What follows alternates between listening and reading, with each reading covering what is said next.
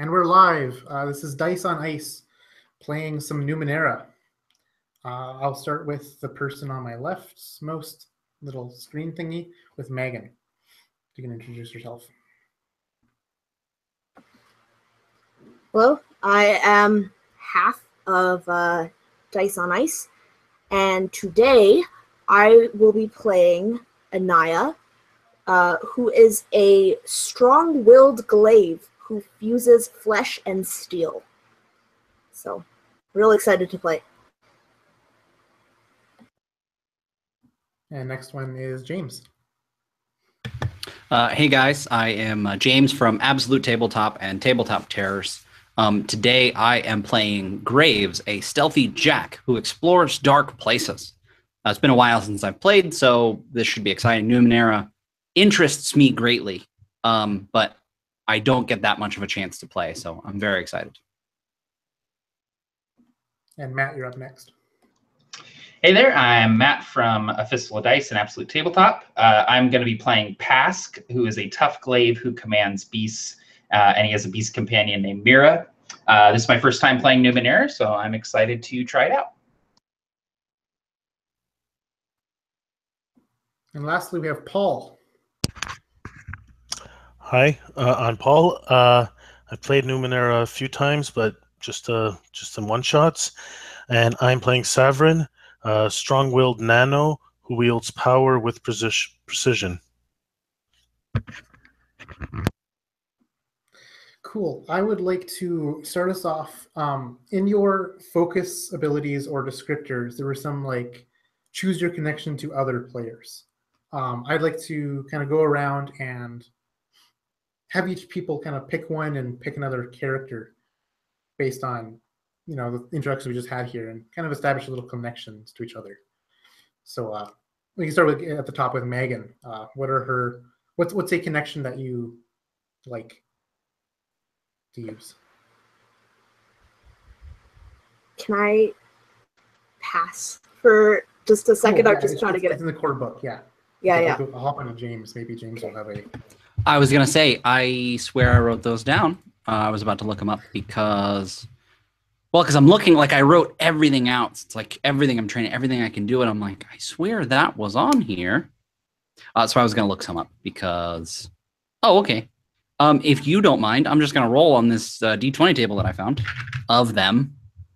Go for that. That's not a D20, guys. Starting out the night. Right. Okay, there we go. Okay, so a 4, which in this case... Okay, so these are connections, but you said to other players. I don't know. Maybe we're going to work this out. So 4 on the Jack connections table I found here is, you worked alongside your father, who was skilled in many things, until he disappeared one day with no explanation.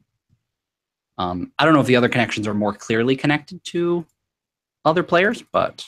Yeah, in your descriptor and your focus is like pick another player, your abilities don't affect them or something like that. Yeah. Okay, so I'm going to look for that. I'm sorry. I apologize. I should have mentioned this prior. I have one. Mine is one of the other PCs disturbs my creature. So my creature is a Seskai, which is like a lizard dog thing. So one of the other party members would potentially not get along with my animal. So if someone wants to volunteer for that, that'd be cool. Otherwise, I can like roll a d6 and take somebody. I think that would actually work with my character. I think I'm going to annoy everybody, actually. Perfect. Okay, so Savrin, there's something about Savrin that unsettles my animal companion. So he maybe sort of steers clear of him, or if you get too close to him, he maybe will growl at you or something like that. Matt, your sound is a little weird, I would say. Probably because of this. Is that better? Yeah, Yes, perfect. better. Like, It sounds way like one of better. those little like 80s microphone, Yep. robot Every voice. damn time. Every time I use these headphones, Hangouts thinks I want to use the headset inside of them, and I'm like, nope, I'm going to use this nice microphone that I have sitting 6 inches away from my face. That would I figured that's exactly what it was. Thank you. All right, cool. Paul, did you have one? I don't know where I wrote it down, but I remember someone in the group basically convinced me to go on this. It was in my best interest to come on this mission. Anyone want that? Yeah, I'm like, I like that idea. That sounds good to me. Okay. And then I'm just trying to think. Are you actually when I'm going? That actually changed because I had a rough idea of how I was going to play something, but I have. Where did I? All my notes are missing. We're off to a great start, guys. I'm really sorry. I'm not helping at all. So I just wanted to point that out. Yeah. Where did I put down my items? I guess they're online. Those the Numenera you gave me, because I'm actually was going to.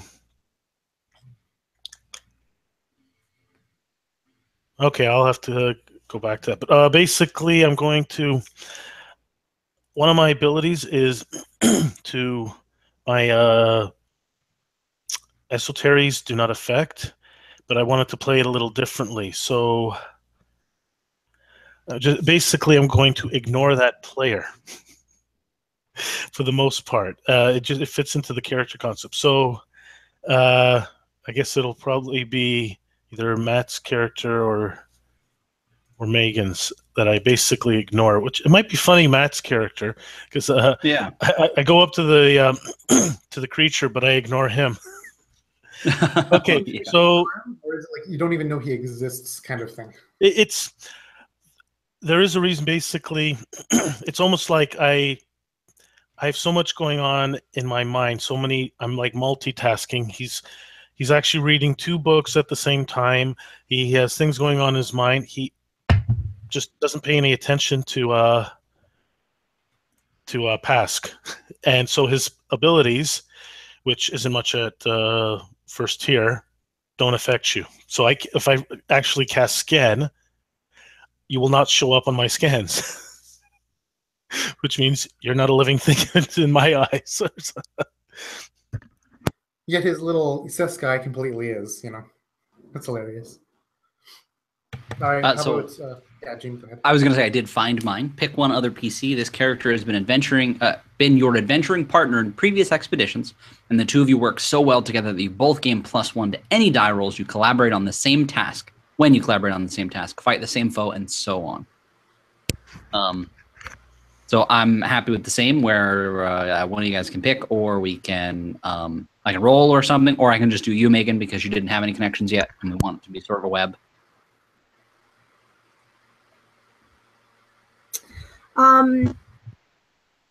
We could do that, although for the longest time, my character was a bouncer at a city bar, so she has not traveled very, very much. But if you want to work that in some way. Yeah, I was going to say we could just have both been bouncers at the same place. Basically, we work well together. So we'll stretch the part where it's like, they say adventuring partner, but I'm like, maybe we just work together a lot. So we kind of, that sort of thing where you really gel with someone when you're kind of working on stuff. Yeah. Cool. Well, then that kind of plays into my connection. Pick one other PC. This character knows your true nature, even if no one else does. If your components are not particularly hidden, he knows a different secret of yours.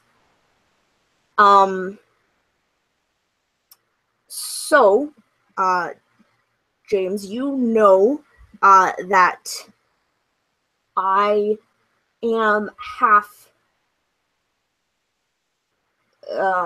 cyborg. Like, there's more steel of me than flesh, basically.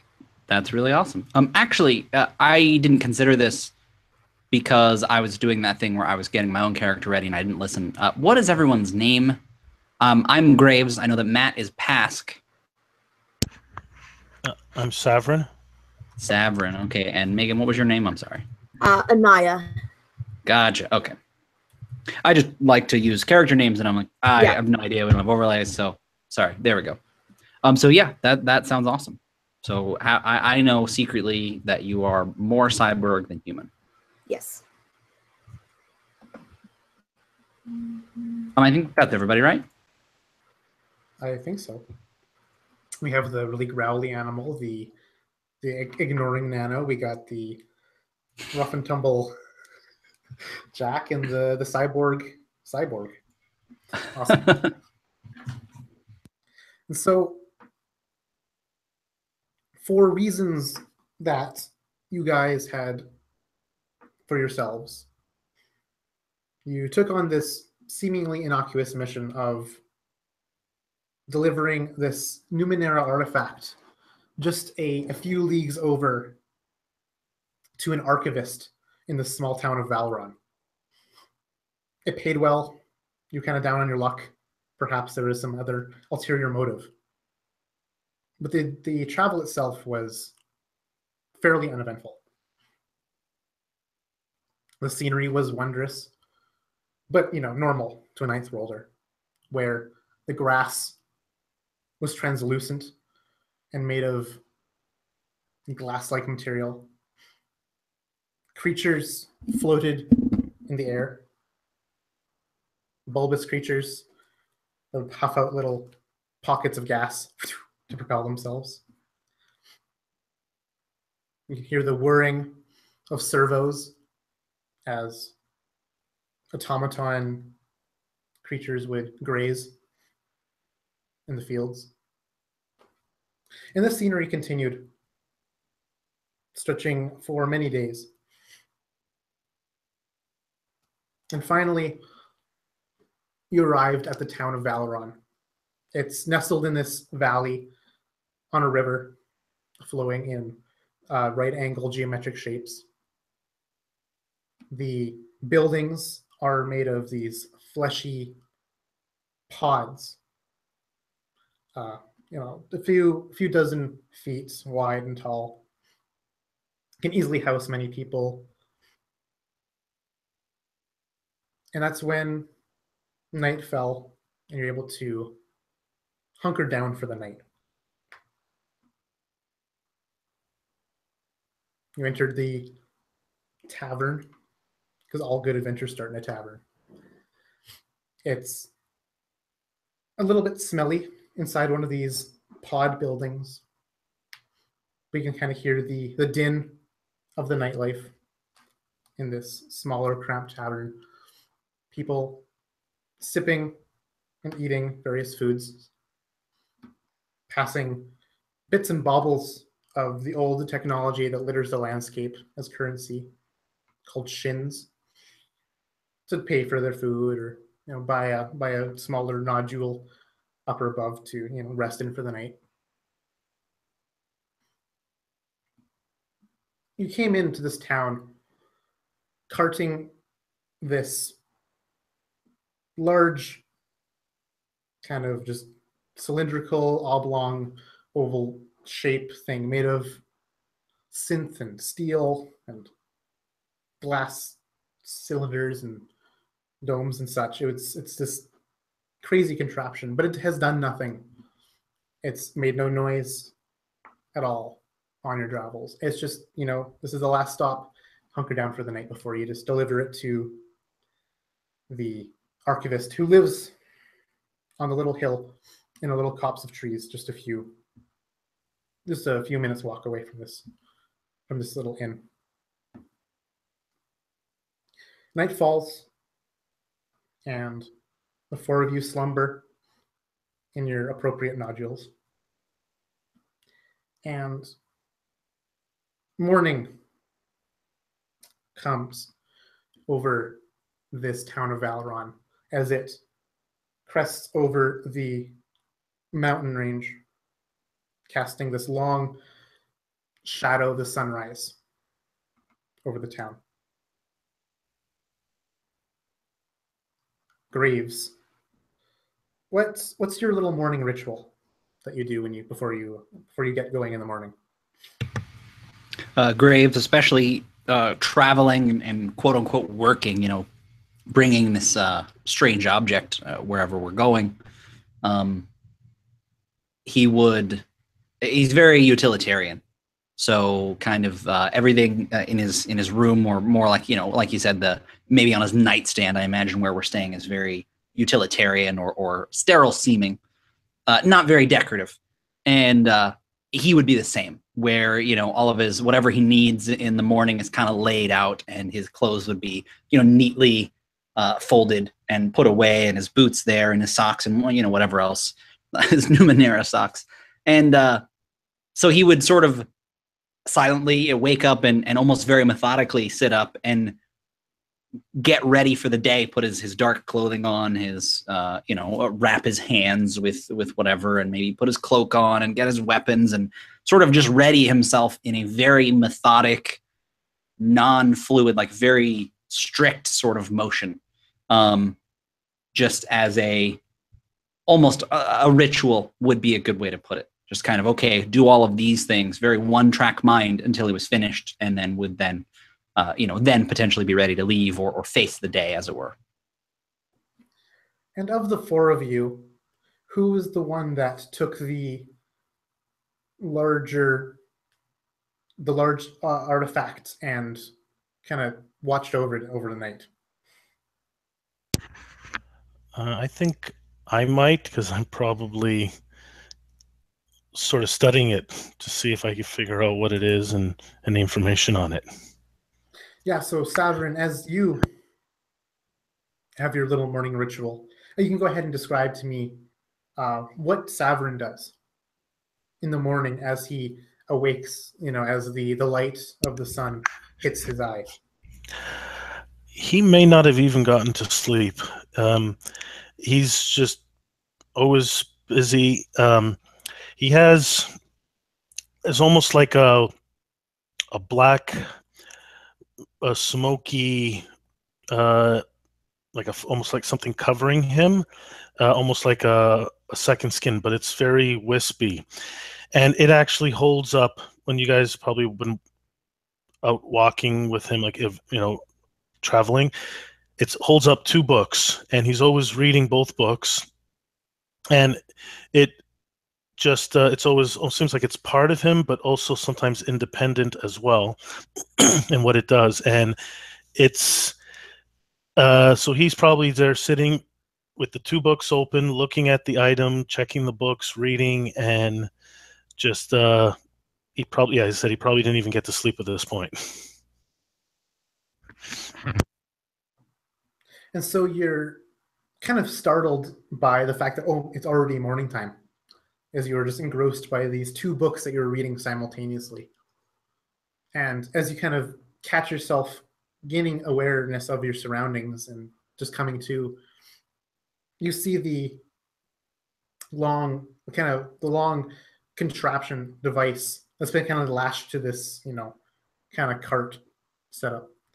And you see out of the corner of your eye, as you kind of look at it or glance at it, something small and red just poke up out of one of these small porous holes that it has all over its surface.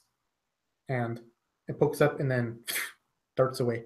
This long, very small red worm, essentially. It kind of just flies through the air and floats away. And did I see where it went? Would I be able to follow it? It's very small and moved very fast. It'd be like trying to catch, kind of spot a fly in a room. You can go ahead and give me like a perception check. I'm going to say it's a level challenge 4 or level 4. Would scan work? Probably, yeah. All right, I'm going to cast scan. And so for me and everyone else, what the heck does scan do? You scan an area equal size to about a 10-foot cube, including all objects or creatures within that area. The area must be within short range. Scanning a creature or object always reveals its level. It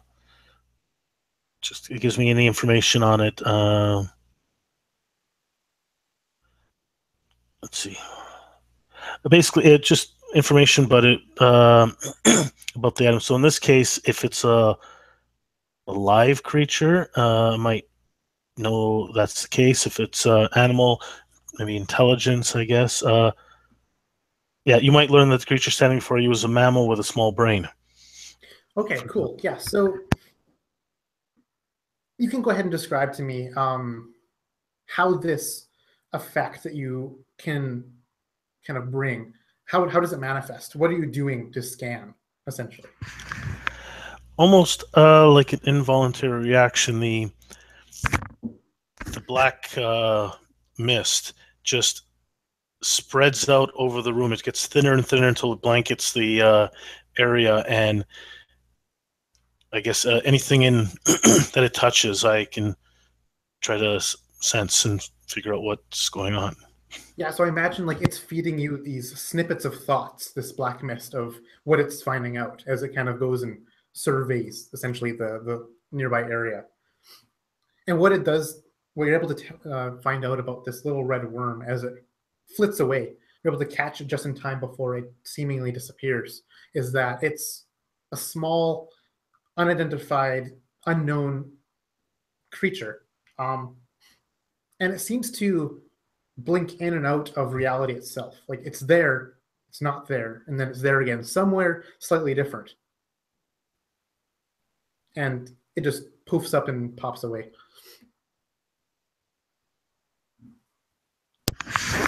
And sorry, just a little mechanic question. Since that scan cost me, what do I do? It drops my intelligence? Well, how does that? Yeah, so for when you're using abilities at cost points, you subtract, you have to do a little math problem. You take how much the thing costs, subtract your edge, if you have any, from that. That's the net cost that you take away from your pool. So if the ability costs 1 intellect point, we have 1 intellect edge. Those cancel out and you have to spend nothing, essentially. It's all coming back to me. Yeah. So that cost, that was so that was yeah, 2 minus 1, and so that decreases my intelligence by 1. Yeah, your intellect pool gets lowered by 1 because you've used 1 point of it. Yeah. Right. I like to imagine the stat pools as like hit points of those various aspects. You've got these intelligent hit points of how smart are you, or how mentally fatigued are you, how physically fatigued are you, and how exhausted you are with like might, speed, intellect, essentially. Yeah, you're able to sense this. It relays this little bit of information to you. It barely can get anything to you before this little red worm disappears. Literally it goes to nothingness. Just poof, gone. And we move on to Anaya. What's her little morning ritual? I can imagine, because her and Grave knew each other before this little expedition, that they might cut costs and share a place. And I can imagine there'd be a line where Grave would be, his stuff would be all neat and in a pile, everything ready. There is just clothes and weapons just strewn about, knives all over the floor, and Anaya is just still sleeping with, kind of one leg hung over the cot or whatever, just snoring, and doesn't matter how bright it is or anything. She sleeps like the dead. But I think eventually, with the commotion, she would groggily kind of open her eyes and sit up with her eyes still closed and grab one of the knives off the floor and go and pick up probably some form of fruit or food that was left from the night before, and just start picking at it with her knife and eating it. Yeah, awesome. You have your little makeshift, your leftover breakfast, essentially, as you're just half awake, probably, tired, or maybe you you had a late night or something. How about Pask? What's Pask's morning ritual as the dawn shines over the town? So Pask would wake up and he would have pulled all the blankets and pillows off of whatever sleeping surface is in this room and sort of curled up on the floor. He's used to sleeping outside on the ground, not really accustomed to having any sort of bed or cot to sleep on. So he would be kind of in this pile of blankets and pillows curled up alongside his animal companion, Mira. And Mira would wake up first, and she's this sort of large, scaly hound with sort of her face is almost like a 50-50 split between a reptile and a canine. She'll wake up and stretch and yawn, and Pask will sort of wake up, and he'll emerge from the pile of blankets, his hair sort of tousled, sticking out in all directions, and he would scratch his head and immediately start fishing around for his cigarettes and light one and start his morning with a smoke before heading out to check on his companions. Yeah, awesome. And so now, as this morning is like a morning like any other, who is the first to act? What do you guys do?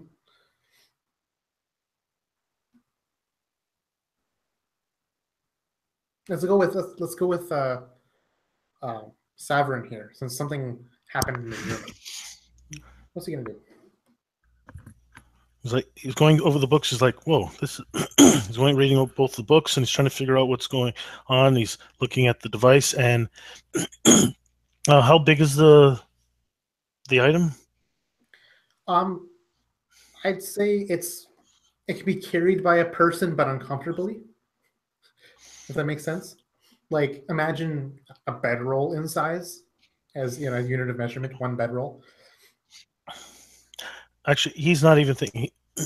He gets up, he leaves it, and he goes to the next room out. It's maybe Graves' room, and he knocks on the door, and without waiting for an answer, he goes to the next one, knocks on it to maybe Anya's room, and he thinks about for a moment about going to the next room, and he goes, and he knocks on the next door, which I guess is Pask's room as well. But he goes back out into the hall, and just wonder if anyone's coming out at that point. Yeah, so the three of you hear, the knocks on your doors. It's not really it's not a knock, more of some weird like humming sound as he strikes the fleshy wall. The membrane that encloses off these little nodule rooms.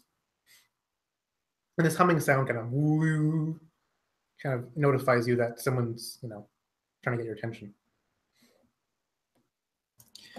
I would open the door to my nodule, and it would sort of slide open, and Mira would come bounding out first, like a dog going out first thing in the morning. She would sort of bound out into the hallway and immediately start sniffing around, and if she kind of bolts down the hallway, sort of exploring, she would maybe run into Saverin, and immediately realizing who it was, sort of back off a few steps and tuck her tail and give him a low growl before returning to my side. As I step into the hallway, I'm all decked out in my gear. I've got my armor on, weapons sort of stowed at my back, and the last little bit of a dwindling cigarette sort of hanging limply out of my mouth. And seeing Saverin down the hallway, I would kind of just give him like a curt little sort of little up nod, and that would be the extent of it. He looks down at Mira, and he's saying, maybe it was an egg, maybe I don't know, container, maybe it was a cryogenic freezing, and that thing got out, and he just keeps walking back to his room at that point. I feel like having heard that based on what I'm getting, having heard these sounds and seeing, I imagine I would have Graves would have come out as well, and sort of very just silently looked around, and looked at the sort of nervous rambling of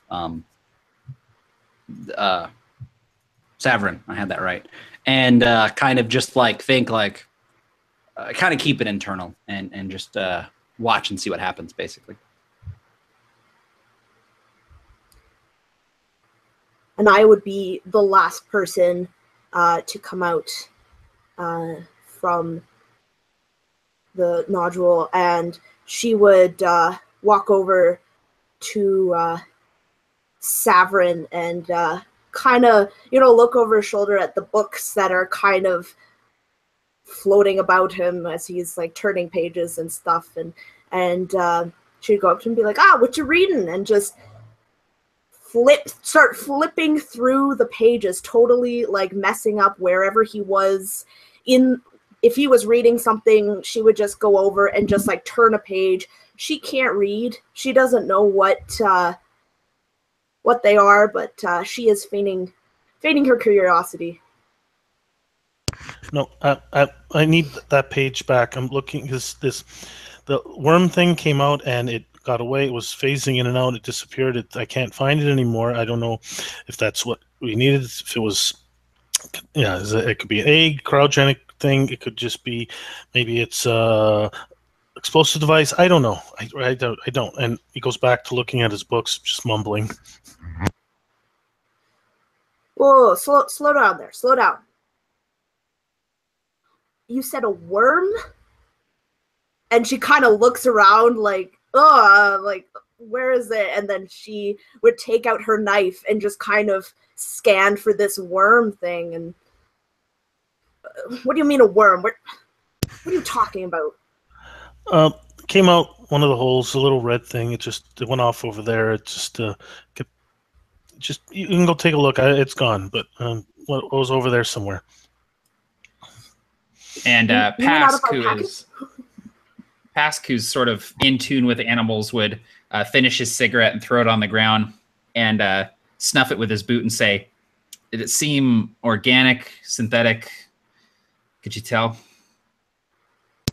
He's still mumbling and looking over the books. He's not paying any attention to you. I kind of sigh and look over at Anaya and say, maybe ask him at some point what it looked like.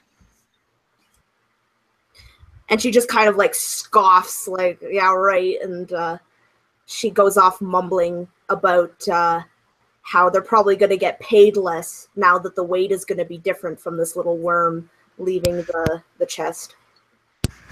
Actually, if you're still standing, near the books as he's going through, he flips over a page and he probably starts sketching, making some notes about the worm, how big it was, roughly what it looked like, some descriptions, just in the margin of one of the two books that he has.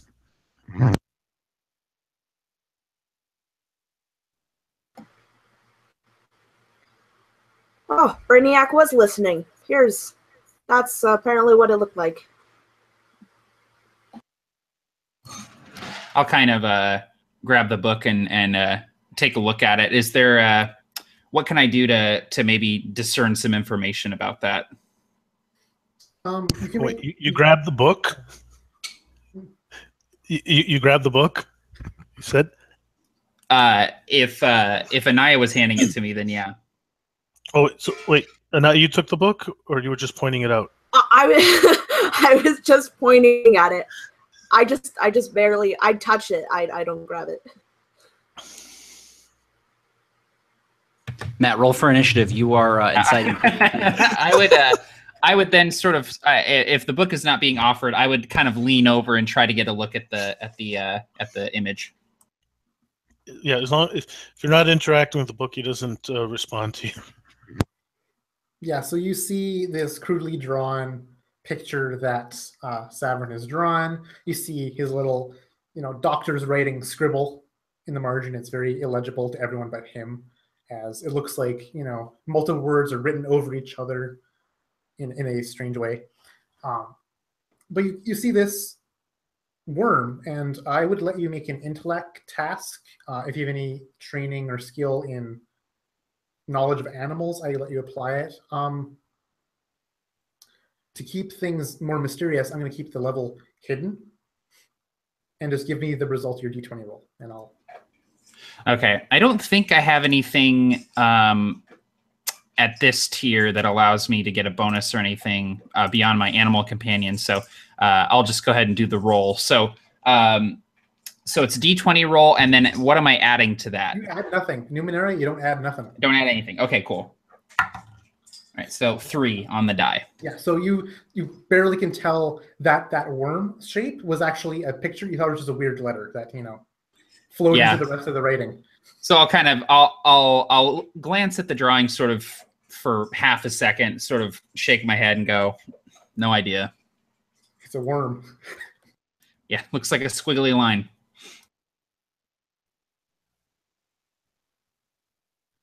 Actually, would I be able to do a check on that too? See if it sparks any memory of anything that I've either read or experienced? Yes, I believe that you can apply any skill and knowledge of animals or any inability of knowing stuff that I think you might have. Yeah, just give me your D20 roll. Let me know what's being applied here. You know what? I don't even know if I have any skills or anything. So I just roll a D20? Yeah. 8. So this thing that you scanned earlier, you're recounting in your head, it is new to you. You haven't seen something like this specifically before. You've seen creatures that look, wiggly. You've seen creatures that are red. You've seen creatures that are small, but you haven't seen a creature that, does all of these like 6 things. So you have no idea what it is, but it fascinates you, I imagine, or at least intrigues you.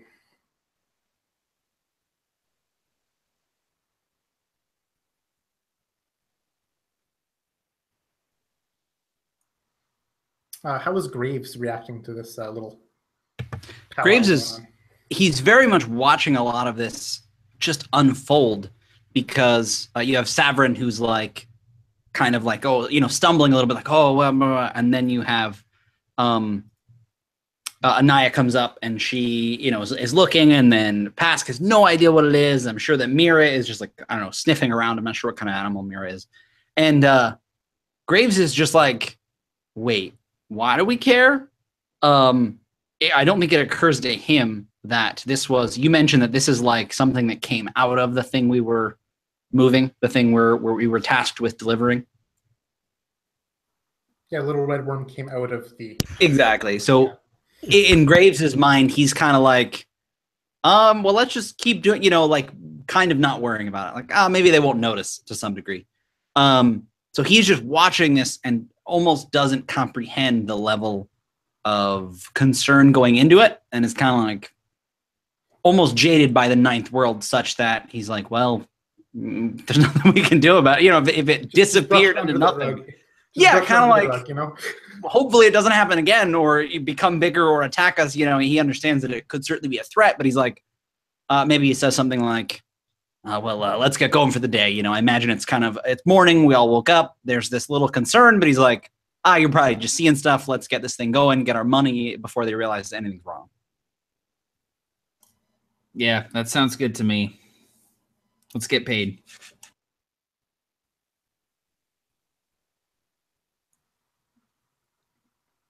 And so all 4 of you just kind of head on your way to go up the little hill to deliver. So if anyone picks up the item, I'll just be following along, still looking at my books. Yeah, I imagine that this device is tethered to this kind of makeshift kind of like cart where it just kind of floats alongside behind you. Tensor's floating disk style, where it's kind of floating with these maybe some anti-grav kind of mechanism, and just kind of follows you like a kind of a kitten would follow you. Just like you move to go over here, and it kind of follows you. It follows one of you, and I imagine that it's Savrin who it follows, which is why it was in his room. It's kind of almost like involuntary following here, no matter how annoying that could be. And so the 4 of you descend, this kind of little spiral staircase that's been carved and formed into the fleshy kind of substance these houses are made out of. And you descend back down to kind of this main chamber where it's a little quieter compared to last night. You can smell the fat burning on some meats that are cooking in the kitchen. You can smell the various fermented juices and sweet drinks and fruits and such. You see the cook kind of step out from the kitchen carrying kind of a platter of food, and as he does so, he's about to put on one of the tables to be served, and he slips on something wet and just kind of eats it, spilling the food all over the floor. He kind of just grumbles and gets back up and kind of gets out from behind and gets some kind of thing to sweep it up, a lashed broom of something or other. Is there anything on the ground that would be like whole or still, like, because I think as Anaya would walk past, she would kind of grab something? Yeah, totally. You can totally just snatch some food off of the fleshy, soft ground. Yeah. Yeah, she would grab something, just like shoot just a wink at a little bit of like yeah, just kind of rub it on her cloak and just look at it and shrug and just start eating it. And so, what is this food item that you picked up? It is just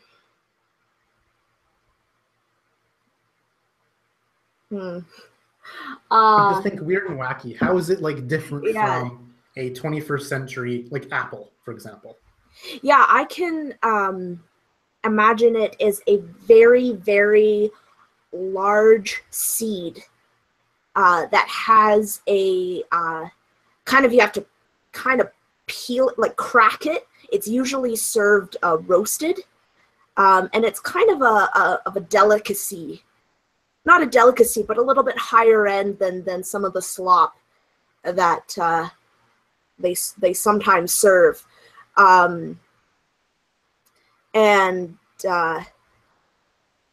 So I don't think she would even know what it's called because she's never eaten anything like that, but she would just look down, see that it looks pretty much whole and that it's mostly intact, and that's what she would grab. Yeah, and you take this seed, you had a few last night, they're tasty. What you do is you take this like hard, almond, like larger almond thing, you kind of like dig a little bit into your teeth and kind of crack it open, and immediately you hear this like hiss sound as this like dry ice smoke kind of puffs out of it, and it is this like cold fluid inside that you can kind of just like suck on or pour into your mouth. It's cold, it's refreshing, it's a nice way to chill off from the hot sun or something. Yeah. And so you just has this little, you take the juice of this seed and it refreshes you. And you look around, you see just a few patrons kind of eating some breakfast and crunching these cold almonds. You see one of them kind of, they raise their goblets to each other and just like cheers, cheers to another day, kind of mental sentiment.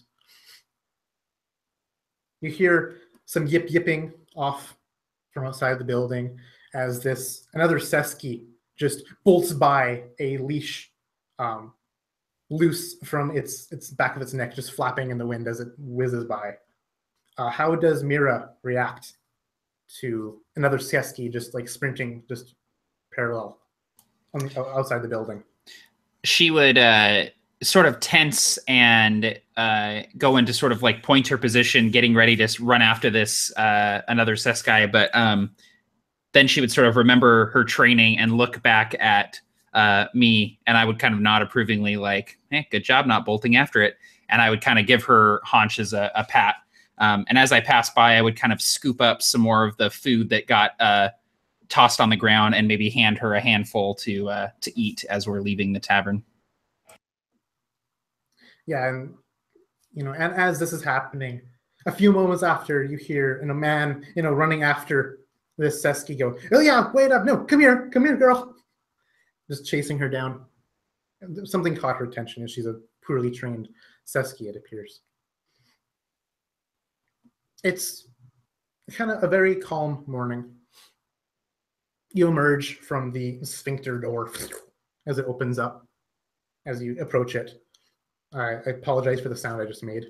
And you are met with just the bright light of the sunrise in the morning, and it just strikes everything beautifully. The sunshine reflection on the sparkling roofs and such. And you can see the little winding path, a kind of just little staircase up, and there's at the top of the hill, you see this large building with various attachments to it that are kind of jury-rigged in position. Looks like an observatory of some kind. And this, is the kind of the museum / laboratory / house of the archivist that dwells here, the receiver, I guess, of this parcel you're delivering is. Inside, the tender his name is Sir Anor. He is a Aeon priest. The Aeon priest being this kind of loose organization, kind of half religious, half scientific. They're trying to learn everything they can about the Numenera to understand it and better the society around them. And so, the job paid well for you to deliver an artifact to this Aeon priest. So you said we're approaching this sort of our client, right? Yeah. So I would mention sort of to everyone generally, like, hey, keep quiet about all that worm business until we get paid. Just kind of reminding everyone that maybe that's not the most pertinent information that this guy, needs to know. We'll see what happens, And then I would, if nobody else is doing anything, I would continue on to get paid. I should point out that Savrin is not actually paying attention to you when you said that.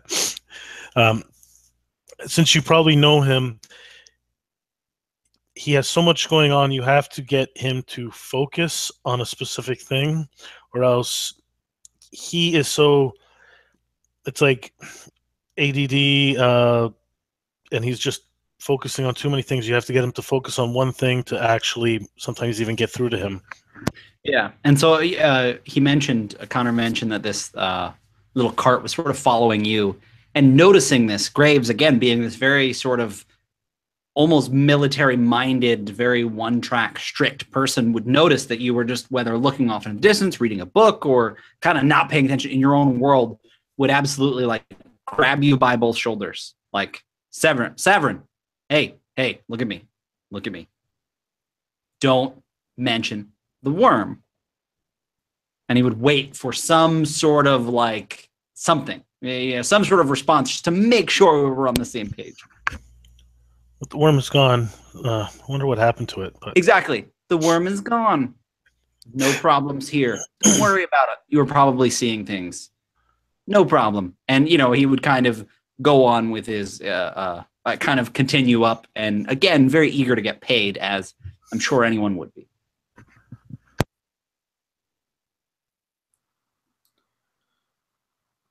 How is Anaya feeling? Or what's she thinking about as you're kind of following alongside in this group of four with this kind of hovering cart with this strange artifact kind of just lashed to it? Yeah. And I would be finishing the last of her the seed thing that she had. She just kind of toss it aside, and she would see kind of the interaction with Graves and Severin, and maybe kind of take up the opposite side of Severin, just kind of keeping an eye on him, because of all the people to screw up the shipment, it would be him. So she would just to keep an eye on him, and just to make sure that if he at all opens his mouth to do some sort of intervention or something.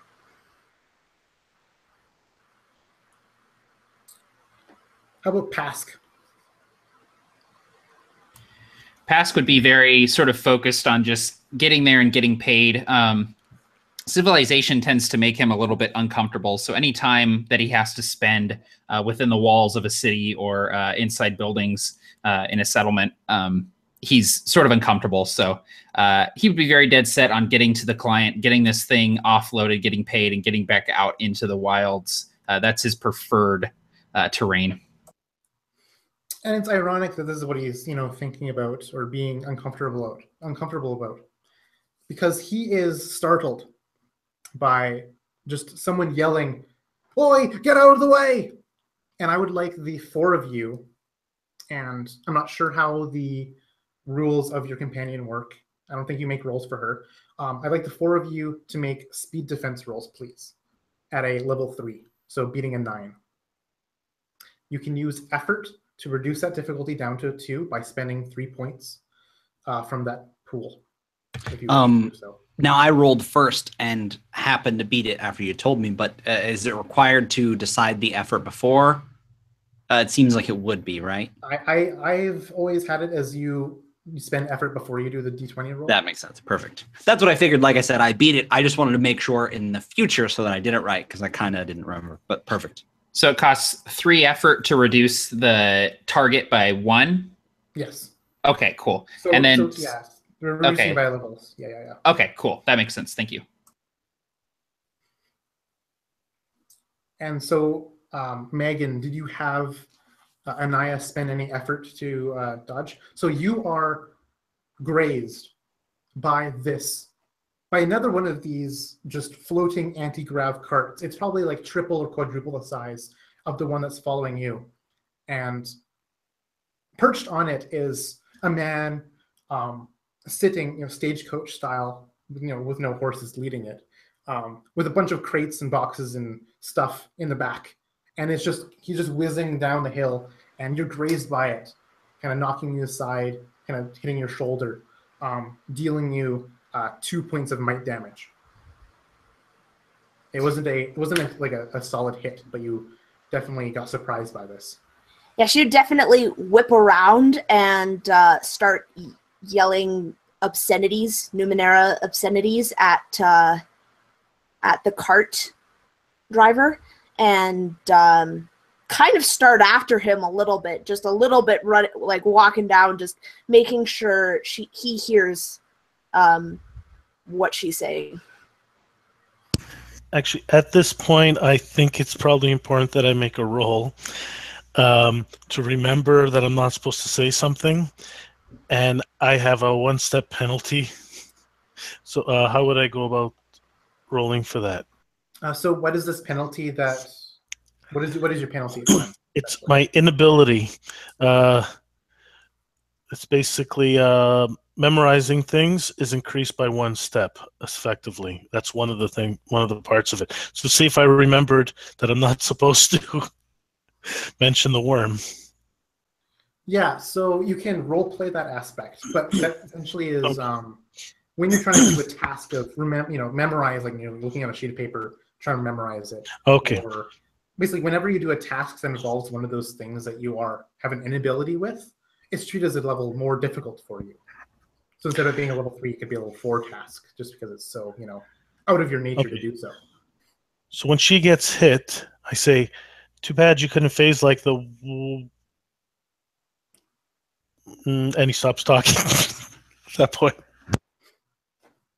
But the 3 of you are able to, you get enough notice as this guy.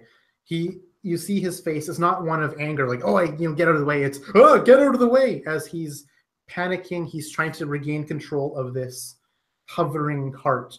It seems like it's kind of a runaway cart that gained a lot of momentum, perhaps from going down a little hill. And as you kind of look to follow it careening down this, this loose incline, or not loose incline, this very shallow incline, you see a girl playing with some stones about 50 feet away from you guys, directly in the path of this cart. And you hear him screaming, "Boy, get out of the way, please." And what do you guys do?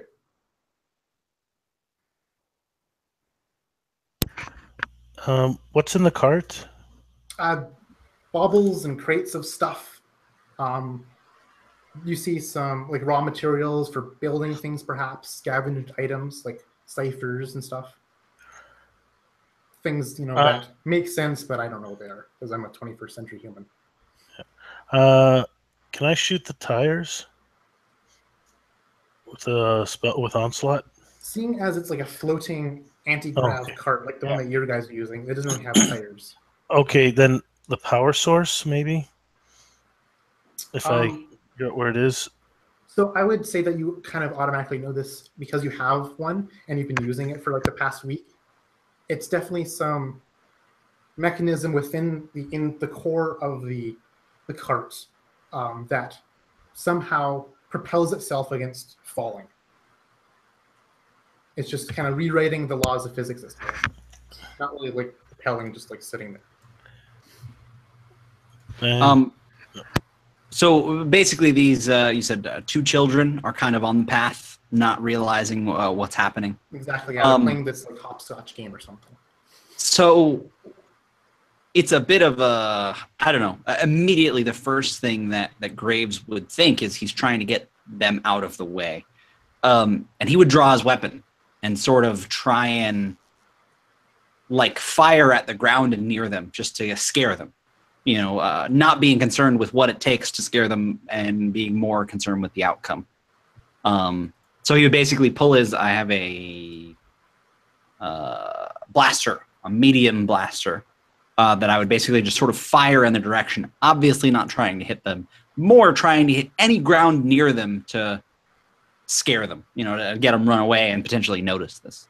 Yeah, I'll say that's totally like a level 1 action. Like it's super easy to not hit something. Yeah, exactly. Still a chance of failure. So yeah, if you want exactly. to use effort to make sure you do not hit the children, you can use those speed points to reduce the difficulty down to 0 and just automatically succeed. He would not use effort. He would be confident in his ability. So I'm just going to roll a d20, right? All right. And then hopefully roll high. 3. Okay, yeah, 15. Nice. Yeah. So yeah, exactly. You fire your blaster in, you scorch the ground near the children. What does this blaster look like and what does it fire? So I don't know what the book says, but I imagine it looks like a Star Trek, phaser, but from the movie. I don't know what they look like in the original series, but from the movie. So it looks like a laser gun. Like it's silver and sleek and it's got fins. Like I just pull it out and he fires, a couple times at the ground and it shoots the lasers. Like it's a laser gun. All right, sweet. Yeah. So you kind of like scorch the ground near them, and that catches their attention. They can look up. What are the other 3 of you going to do? I grab something on the top of my staff. This little clear translucent cube full of floating lights, and I pass it over to Anya and say, "Throw this in front of the cart." And basically, break it. It needs to break. Break it in front of the cart, and I hand it over to her. Yeah, and I think that Anaya, she turned around, right, and started yelling obscenities at. So she would notice right away in the direction. And so she would quickly hear Severin behind her and just kind of reach her arm out, but already starting to run towards the cart, like full on tilt, running as fast as you can, just with her arm behind her, kind of like a relay. So that Severin can place the thing in front or in her palm so she can kind of get maybe close enough so that she can throw it in front of the cart.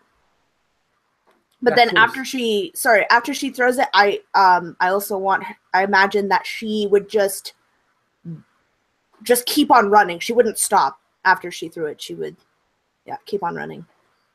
Yeah, so I imagine that Severin's able to get it to you, Anaya, but this cart, it's kind of rickety, moving around. You're in the heat of the moment. You've got literally seconds to act. I need you to make a speed check to toss this cube that he's given you in front of the cart. I'll make that a difficulty 4. Okay, and she's going to put in effort. Okay, cool. So we're dealing with difficulty 3 here. So a 9 or higher. Okay, so sorry, with the effort, because I have an edge of 1, it only goes down by 1, my speed pool, or? So effort normally costs 3 points. But your speed edge of 1 reduces down to only 2 points. Okay. Okay. Yeah, so you're trying to get a 9 or higher on your d20 roll. Yeah, 13. Nice. Yeah, so you throw this cube and it shatters in front of the cart. And Savrin, or I guess Paul, you can tell me what happens as this cube shatters. So, as it lands, it starts expanding like maybe like a spray foam for our terms, but it's a little more liquidy. But it expands into a bubble, and trying to figure out short distance. So, is that enough to get the whole car, like enough of the cart in, trapped in it? Short distance about 30 feet. Yeah. Does it get the kids in? Yes. Is the question. It's the cart and the kids. Okay, well, it engulfs the cart and the kids, and suddenly everything inside stops moving, including the cart, and it's almost like, just like a spray foam, like Demolition Man, the spray foam inside the car, essentially. And immediately the cart stops moving. There would have been whiplash for the cart driver, but he's also stuck immobile. You see his eyes open in some fearful look, his mouth kind of in some, half word. You see his one of his boxes suspended in midair. You see the children just locked, frozen, staring at this cart that's just, within like this close of them at this point. Just it was like a narrow hit. Would Anaya also be in this? Yes, you would also be completely frozen within this bubble.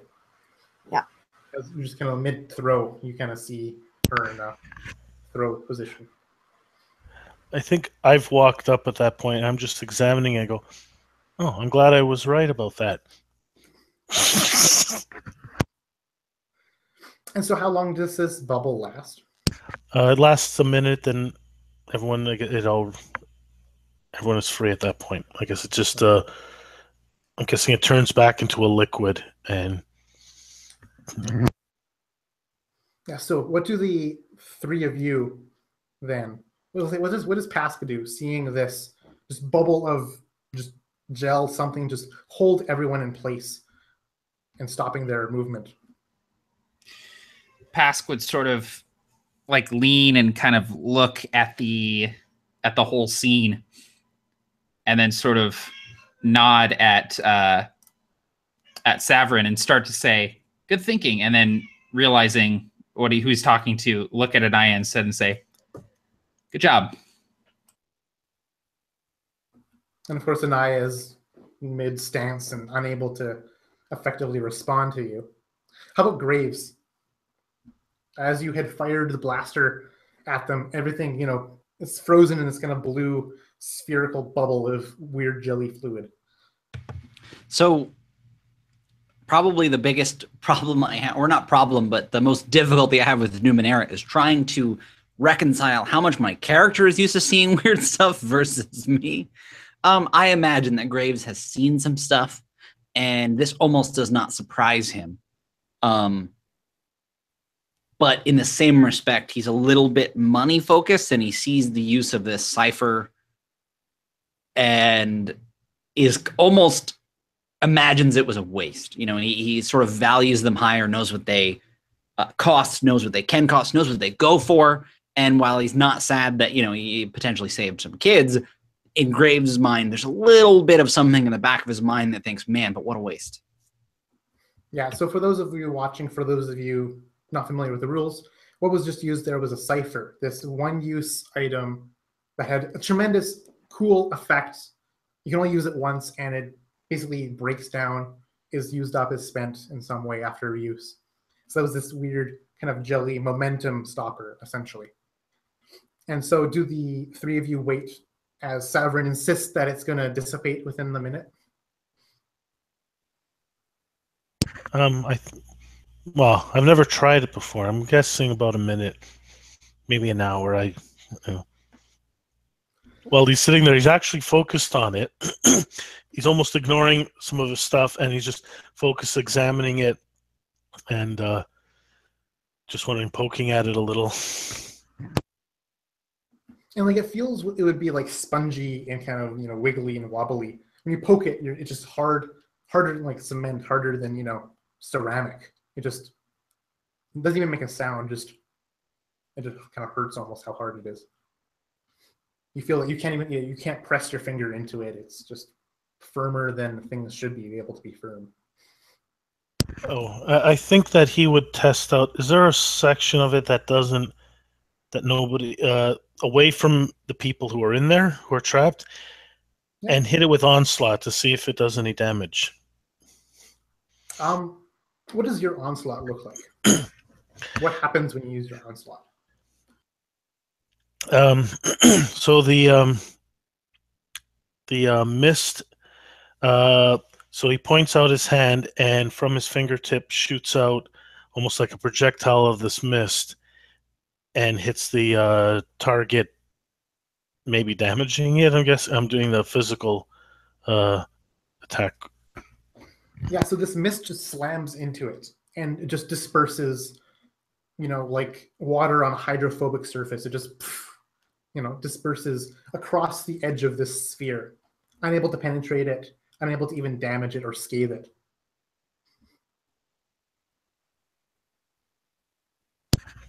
Interesting. We didn't think it would do that. Too bad we can't keep testing it out. Others saying that, well, unless it's permanent, there's a chance it could be permanent. Never thought of that. Oh. And I feel like just as you're being a little concerned about, oh man, it's been a minute and a half, it just dissipates and kind of starts boiling. Just releases these bubbles of it into the atmosphere as it slowly eats itself away, and eventually everyone, you know, exhales their breath, goes slump. The boxes that were suspended kind of fall down into the cart. He continues shouting the word "Away" or something, and then the kids, you know, look at each other as if, like, you know, nothing had happened for them for that past minute and a bit. And you just kind of see everyone involved just in this kind of wild-eyed, you know, they're on the brink of death kind of feel. I'm glad momentum wasn't conserved in that instance. I was pretty sure everything would fall, but yeah, it's glad that momentum wasn't conserved, because then that would have been interesting. But it would have been up close and very educational to watch, I guess. And he just keeps muttering on. I would sort of look at Graves, and we would exchange a look that we've probably exchanged before, just sort of like a "this guy" sort of expression. Yeah, exactly. And so, Anaya, you are unstuck from this jelly. What were you in the midst of doing when you got frozen?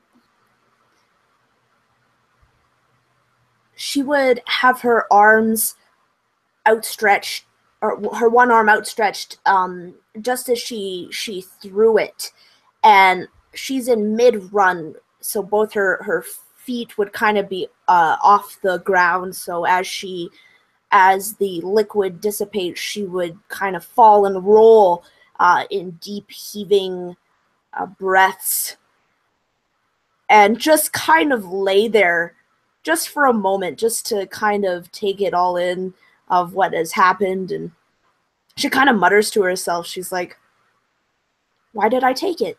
Why would I take a strange thing from a very strange person? Why? What? And she would just lay there and just shake her head and kind of put her hands over her face and just Yeah, but then you do see the cart still like unmoving within inches, maybe less than a foot away from these children. And they kind of look around, look up, look to you, and they kind of just run off. They just bolt off, not wanting to incriminate themselves any further. They're scared and traumatized. The person on the cart, he kind of like nods to you and says, "Thank you. I couldn't imagine what would happen if you didn't do that." And he would give a salute and kind of start, revving and kind of, using some kind of lever to pump up the momentum a bit, and it slowly starts to kind of like start, chugging along at a very slow speed and continue his path. And the four of you kind of regather your composure, and I imagine you do continue. You see the winding trail staircase road that leads to the top of the hill to the museum of sorts. I imagine you continue to head up. Yeah. So the rest of the way there is completely uneventful. You're walking along just this worn path, worn through only the footsteps alone of the people who live here. It's this pushed, solidified ground. These kind of carved stairs into the earth that kind of spiral up this little hill. And you finally get to the building. It's much bigger up close than it looked like in the distance. It's towering, tall. It looks like it has multiple floors, different like offshoot rooms that have been just like latched on and jury rigged on essentially for these various, observatory rooms and other side compartments and such. And you see these larger, double doors essentially that just dominate this one part of the wall. And you see the kind of the script above it, Sir Anor's Emporium of the Strange. He would say, what do you guys do? Graves would sort of go up and open these doors. Where we would, I imagine, be expected. He's looking for this package. He would have no expectation that there would be any reason not to just simply move on and go in. Imagining, and hoping that the rest would follow him, especially Severin, who kind of has the package in tow. If you open these doors, they are unlocked. There's no locking mechanism to them. They're just pushed open. And immediately you're met with this grand room that you kind of like double take it a bit.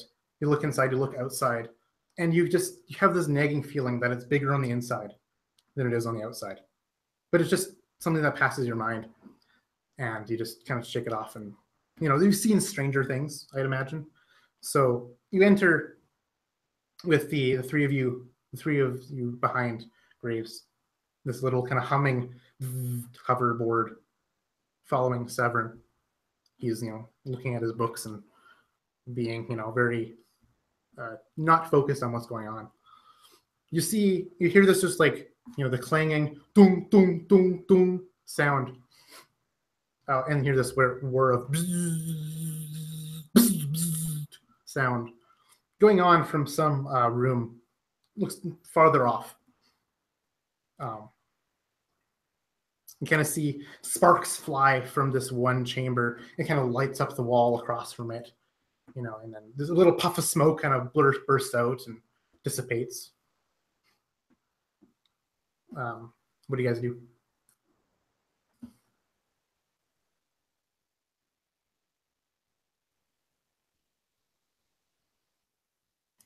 I would sort of be keeping my distance from all of these crazy sort of sights and sounds that are happening. Even though I'm accustomed to them, I prefer not to be in close proximity. So the first thing I would do as we walk in is I would look at Mira and I would just give her this sort of hand signal, and she would sit down on her haunches and sit by the door, knowing that this is no place for a creature of her type to be running around. And I would just sort of start looking around, trying to find our guy. Yeah, the main sound and activity seems to be coming from this one chamber, kind of like satellite to this larger hall you've entered. You see that the floor is this smooth metal that kind of echoes and vibrates with each step, but it's dampened by this loose kind of fur shag carpet. Perhaps it's maybe even like a plant mesh that softens your footsteps and kind of directs you, kind of leads you down this grand chamber and kind of veers off. You realize as you look down at this carpet, it's not actually covering the smooth metal. It's just growing out of it in this pattern that kind of just, trails off into one room and continues on to another room, as if it's just one long chain of this kind of carpet instead of like multiple paths and branches. And so you kind of have to step off of it for a bit to continue down the hallway because you don't want to go into this random side chamber. But as you kind of look into it, you see a lot of just weird gizmos behind, maybe kind of loose cords kind of fenced off to imagine like a museum essentially, with all these exhibits of these gizmos and contraptions, some in these boxes of glass, some in these barred cages, some just behind some cords tethered off, some just out in the open, able to be touched or something. Very interactive. Maybe one has a bunch of like levers and little panels you can play with or something. And you continue down, and this chamber with all the activity and sounds, it's just right there. You could look into it. And if you do, you'd see essentially like a workshop. This large room, it's got a bunch of tables and a lot of loose parts, spare parts, various tools of kinds. It's got like some kind of like heat fuser thing and some kind of weird bladed thing that kind of vibrates like this back and forth to cut through stuff. Various hammers and saws and stuff like that. And you see this very hunched old man. He's got this gray wispy hair. He's got a set of 4 spectacles essentially. He's got 4 eyes on his forehead. And he's busy just like hammering away and scrambling for another tool and tightening something and fusing with this like welding rod, these 2 things together and kind of like holding up and kind of hitting it on something to see what happens, and it glows, and he kind of like drops it when it glows, and he kind of steps back and wipes his hands off and waits for it to stop glowing, and then he kind of pokes at it with some little rod, and it doesn't do anything, and he kind of picks it up again and attaches another gizmo to it, and it continues on in this way, in this kind of pseudo experimental fashion. Anaya, what do you do upon seeing this sight?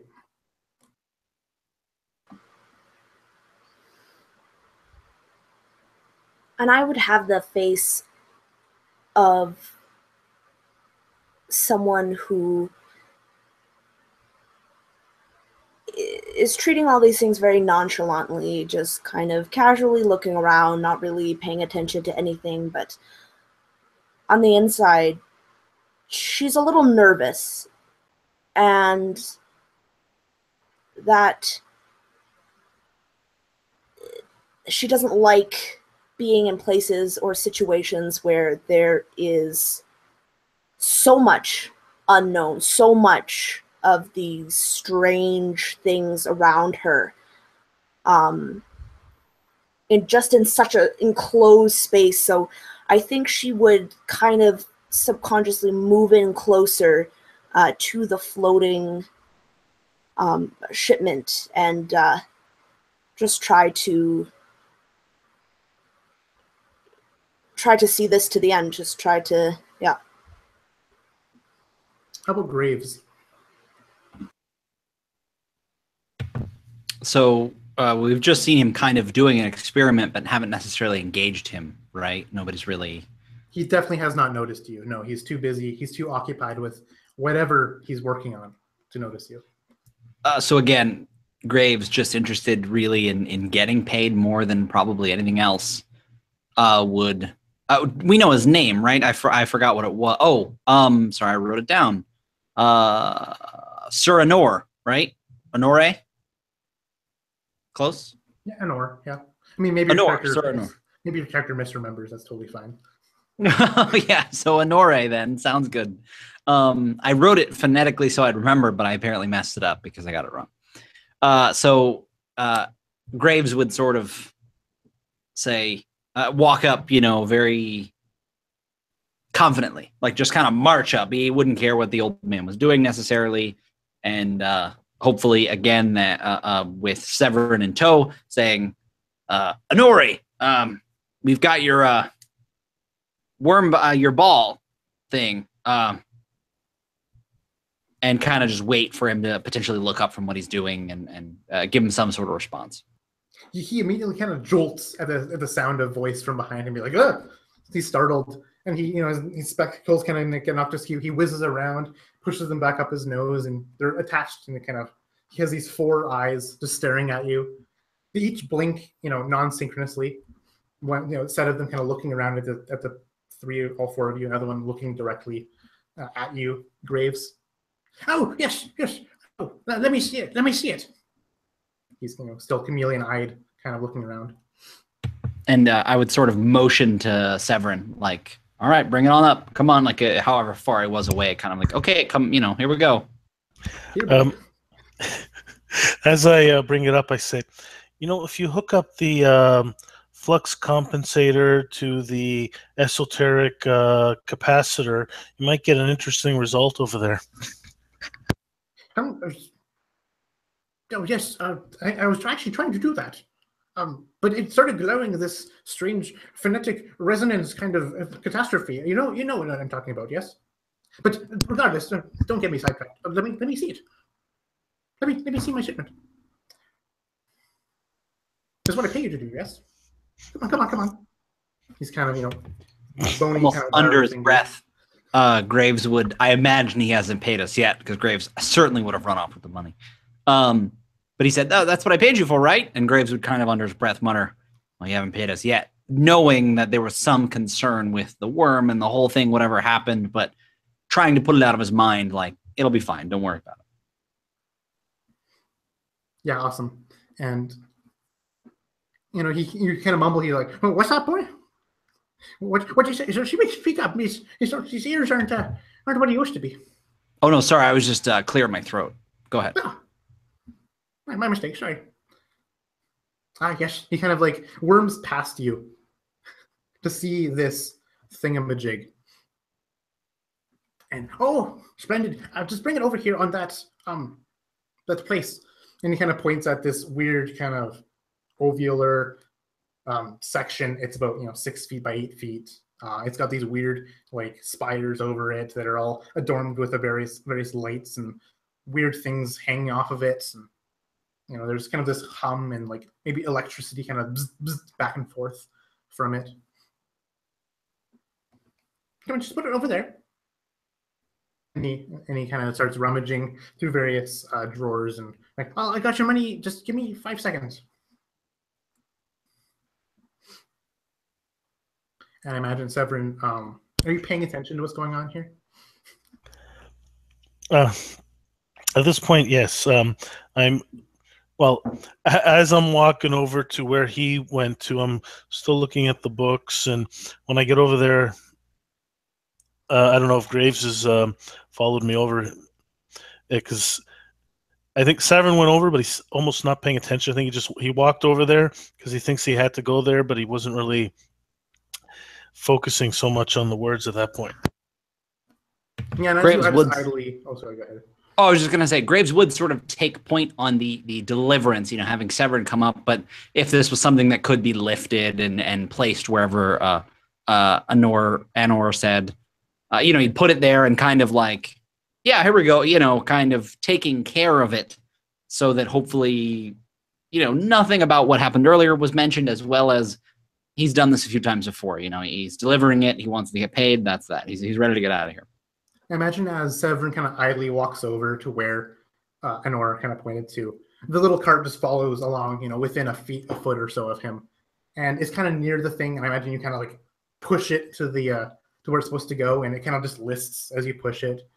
It's very stubborn. And you imagine you manage somehow to just get it properly into there. You kind of shove it in there, and immediately when it does so, it kind of just and falls to the ground, kind of like clattering a bit, kind of like and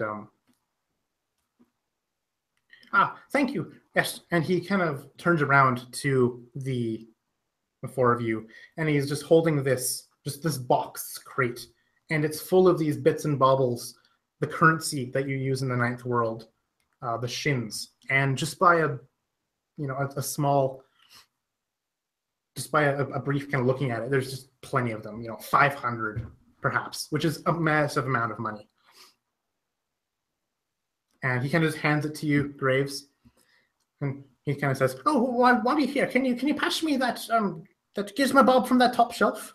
And he points to a shelf that's 9 feet off the ground. Just pass it here. I want to show you something. I want to show you what this thing can do. Graves would look to everyone else because he wouldn't necessarily want to be rude, but having seen the money this person has, would absolutely not be shy if nobody else immediately jumped up to say, I'll do it for a few more shins. But he would wait to see if anybody else, just offered to do it. But Graves is just the kind of guy that's like, yeah, for a little more money, I'll grab whatever the hell you want. Pask would, in the midst of lighting another cigarette, sort of like give Graves a very subtle thumbs up as he lights the cigarette.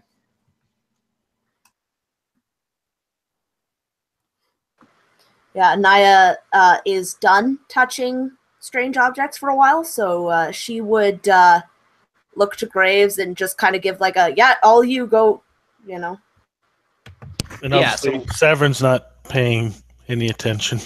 Yeah, so basically, based on that, Graves would say, for another 2 shins each, I'll grab it. And very seriously look at him and tell him that. Of course. Now, to be fair, yeah, I have no way to do it except for climb. I don't know.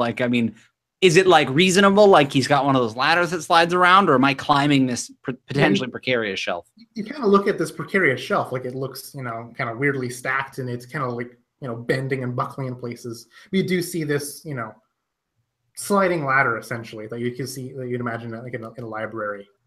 Okay, yeah. So sitting there, yeah. Yeah, so he would, kind of slide this thing over, and I do actually have climbing as a skill. I don't know what that means. Well, but I have. This is super easy for you to do, and don't even need to make a roll. You just kind of like. Okay, yeah, I have climbing, and I have a speed edge, so he would, bring this over and climb and grab whatever it is he was pointing at. It's potentially like elbow-shaped metal rod with a bunch of perforated holes in it.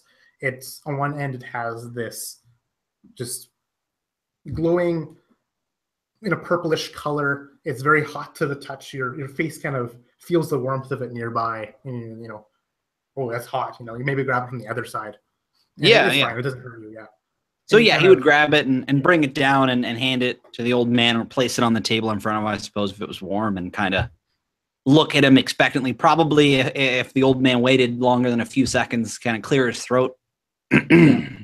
You mean he's watching you, like a hawk as you bring it down. He's kind of, wringing his fingers together in a, kind of, oh, I'm so excited kind of way. And immediately when you get down, he reaches out for it and he grabs it from you, just snatches it from you. And then he says, all right, watch this.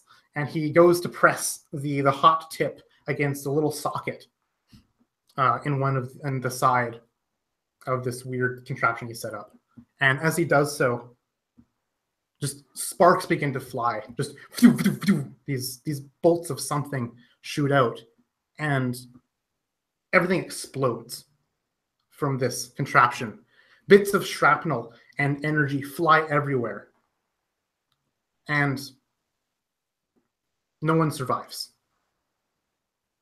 And I'm going to take a break. We're going to take a little 5-10 minute break. The game is not over. Good game, everybody. Oh my god. Yeah. Sounds good, man. My guy has immunity to everything exploding. Yeah. I knew I should have oh, taken that's Ward. yeah. Ward would have been a good 10-minute idea. break. Yeah, 10-minute break. So 1:45. We'll come back here. Okay, yeah, sounds good.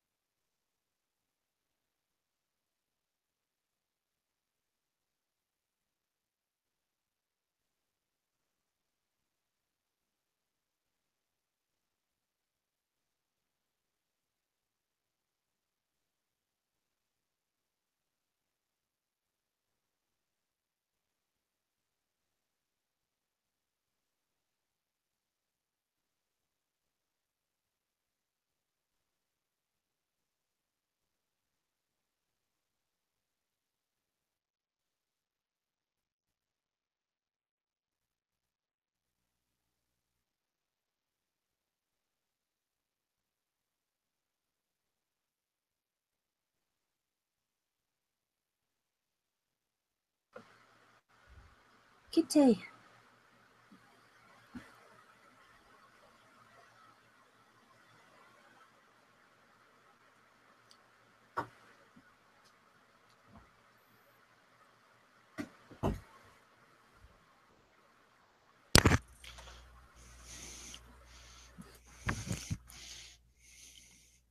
Puppy.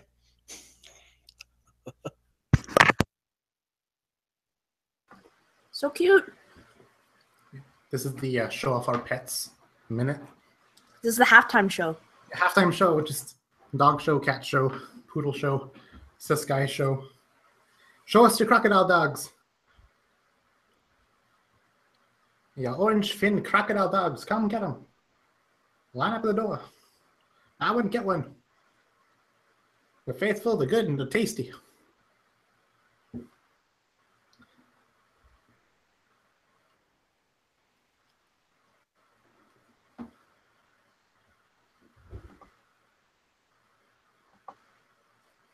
Oh, it got really hot in here. And then started hailing. Just like, there goes like everything. There goes all the good living conditions.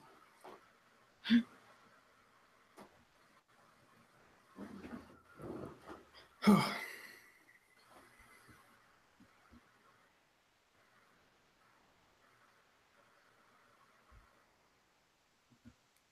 having a good time so far, Paul? Oh yeah, I'm having fun. It's an interesting character to play.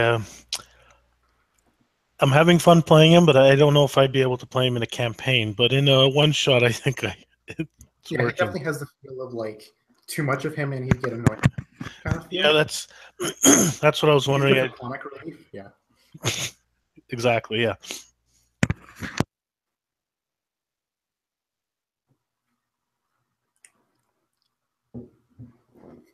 Just like, yeah, we're just gonna cut the session, after an hour with everyone dies. But before they even blowing up, I go, oh, session's over. We delivered the item. That's what we were hired to do. I said, Yeah. You guys did it in an hour, You succeeded. Yeah. Exactly. You made it. Thinking, that was too easy. Like, that was too easy and nothing to do with the title. What's going on?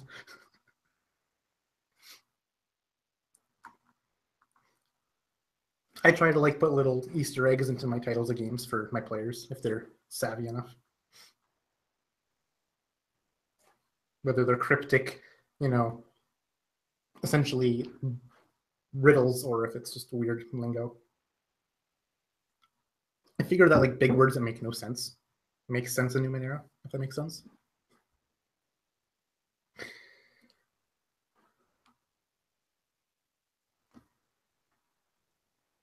We can't hear you, Paul, because your microphone isn't down. Of course it is. Why would I be talking with his inability? Willful doesn't mean brilliant. The difficulty of any task that involves figuring out puzzles or problems, memorizing things, or using lore is increased by a step. So I have no idea. You're just so scatterbrained. You're like, I don't know. You like to but think he's but one of his skills is you're trained in tasks requiring incredible focus or concentration. It's so sometimes I guess they cancel out. Yeah. Yeah, it's like you're good at something, but you're not.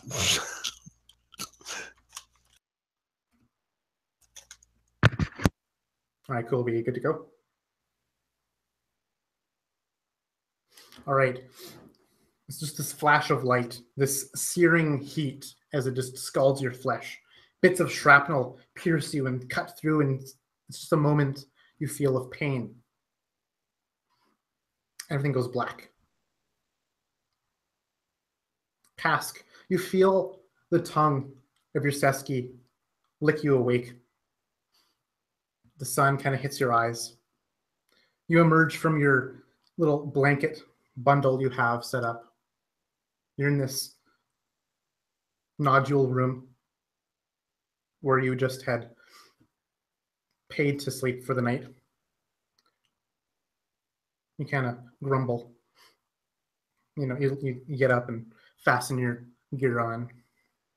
You light your cigarette and have your smoke.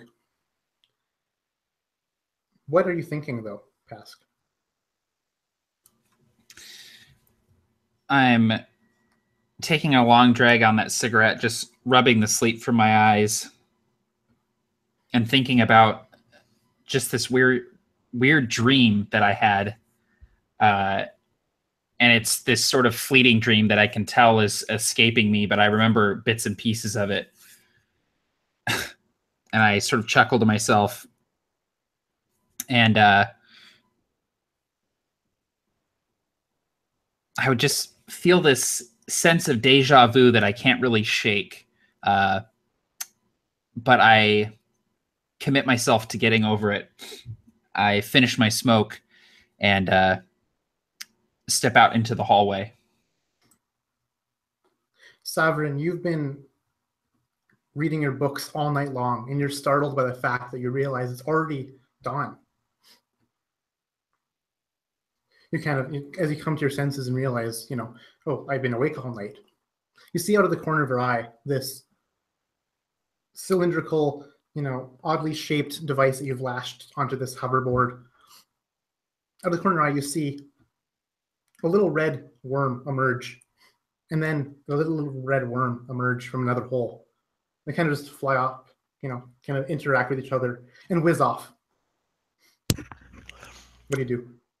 I cast scan. And It's as like you spread out, this mist, this spirit, second half of yourself, you can feel their very shaky presence in the room with you. You feel their, this small red worm that kind of just phases in and out of reality. And then after a few moments, you can't detect them anymore. There definitely was two of them. I think I've seen those before. Look sort of familiar, but so I keep going over my notes and looking over. It's like I remember something about them. So I go and check my notes, my book, see if I've made there's anything in there regarding them. Yeah, you flip to the page, that one page that you had scribbled and drew the picture, and that page in the margin is blank. There is no little curvy drawing. There's no, doctor scribble, chicken scratch, where you took the notes of the creature.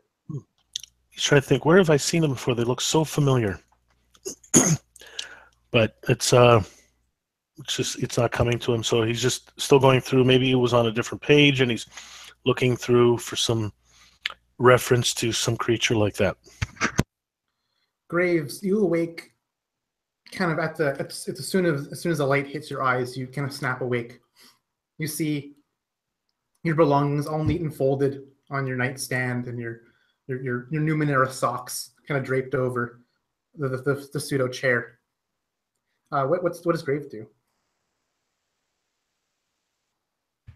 So, does Graves remember what just happened? Does he feel that it was a dream? Does he realize that it was completely real? Is there any... The searing heat and shrapnel embedding themselves into your body definitely felt real at the time that they were happening. But you just woke up and was it a dream? Was it real? Certainly certainly a feeling he wouldn't forget. I mean, he's probably been stabbed and shot, ciphered countless times, fire and ice and whatever. And this is just one more thing to add, and he would certainly realize. So with that, he would, do a same ritual, like you said, Numenera socks, and step out into the hallway maybe a little faster, expecting to see Severin and Anaya and everybody just kind of doing the same thing and kind of just feeling it out, trying to figure out, like you said, if it was just a very vivid dream or otherwise maybe, he doesn't know yet if anyone else is seeing the same thing. So maybe it's a premonition and he'll act differently if we get to this museum like before. And yeah, you see Pask just kind of standing outside of his little nodule room as he kind of stepped out. He kind of hear the humming of his footsteps as he emerges, as just whenever you make contact with his fleshy substance, it kind of makes a little sound. Very quiet, of course. I would sort of acknowledge Graves' presence and go over to him, Mira strides over and rubs up against your legs, being familiar and comfortable with you. And I would offer you a drag on the cigarette and go, didn't sleep well last night. Weird dreams. You?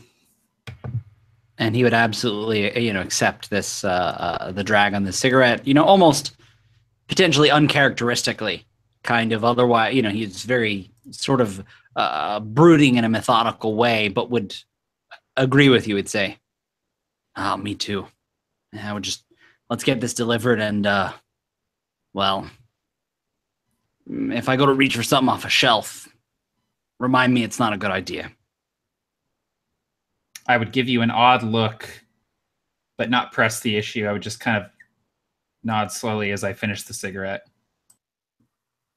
And you're kind of draped over your cot. You got your arm hanging off and your leg hanging off. The clutter of your belongings is all over this pod floor. You have this kind of leftover food just like thrown into like a bowl, or maybe even like your hat or something on your nightstand. As you groggily wake, as like this, just the light, the heat of day kind of just you're parched. You groggily get up. You reach for that knife on the ground. What do you do?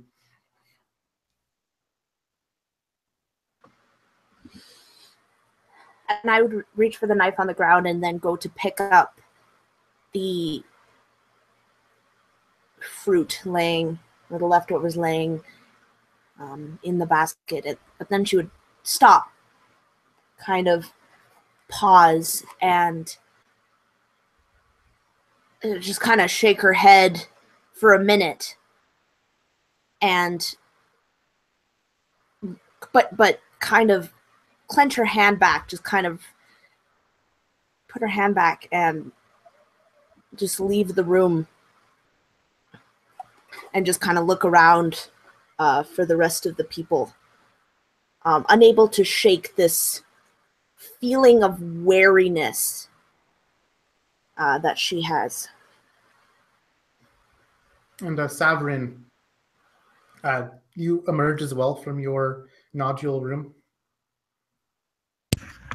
At this point, I've made some sketches, 2 worms, some notes on them, because I haven't been able to find anything in my books regarding these creatures. But I don't actually speak to anyone. I'm just, aside from mumbling to myself, sometimes he has some weird little quirks. Sometimes he speaks in first person, sometimes in third person, but it's usually to himself. He's talking to himself in a third person.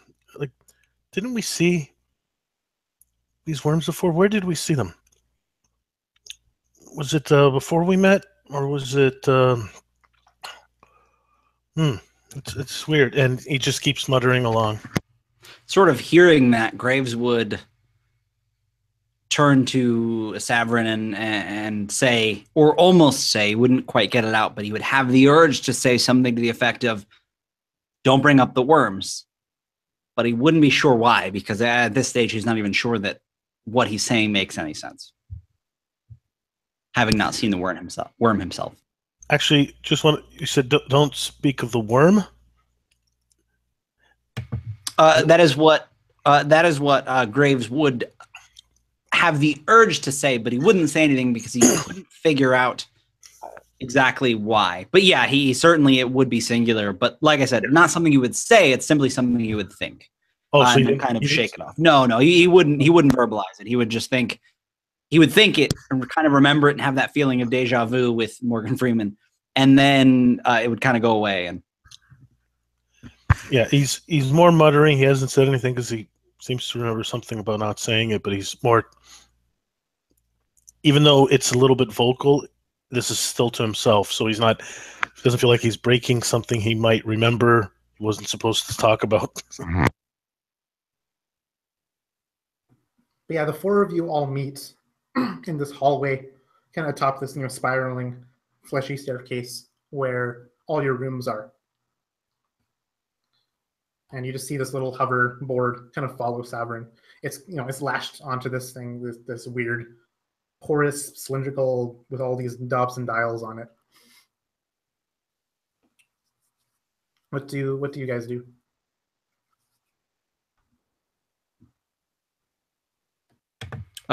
Very similar to a dream that he once had. Graves would say something like, "Come on, let's get along so we can get paid and have the rest of the day before us."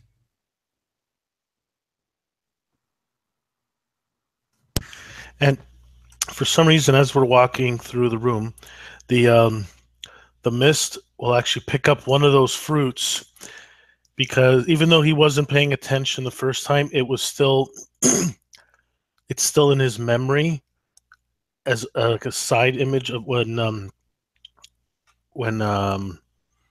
Anya ate one and he's eating it.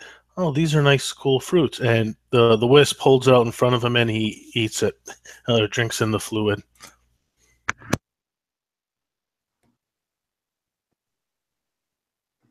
As you grab your food from yesterday, maybe they're leftovers, you're like, oh, these are tasty.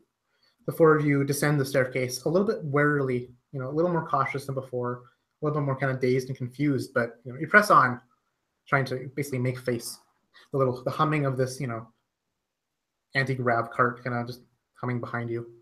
And as you descend, you see the cook kind of with his stained apron. He trips and spills a platter of these seeds onto the ground. They spill. He grumbles and grabs a broom and starts sweeping them up.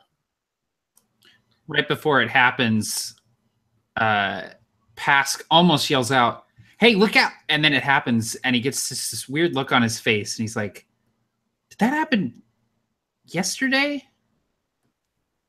I feel like that guy's dropped stuff before. He doesn't seem like a very good waiter." And Graves, very similar to the look that Pasca gave him coming out, that look, but not pressing it, Graves would return it like, wait a minute. Remembering a very similar thing, and then conceivably seeing Anaya go down and get some of it. And it's at that moment that he would realize that at any moment, Seski's going to come running through here. Or Seskai, I don't remember how to say it. But he wouldn't say anything. He would just have that thought as though he dreamt it and kind of look and just be ready for that.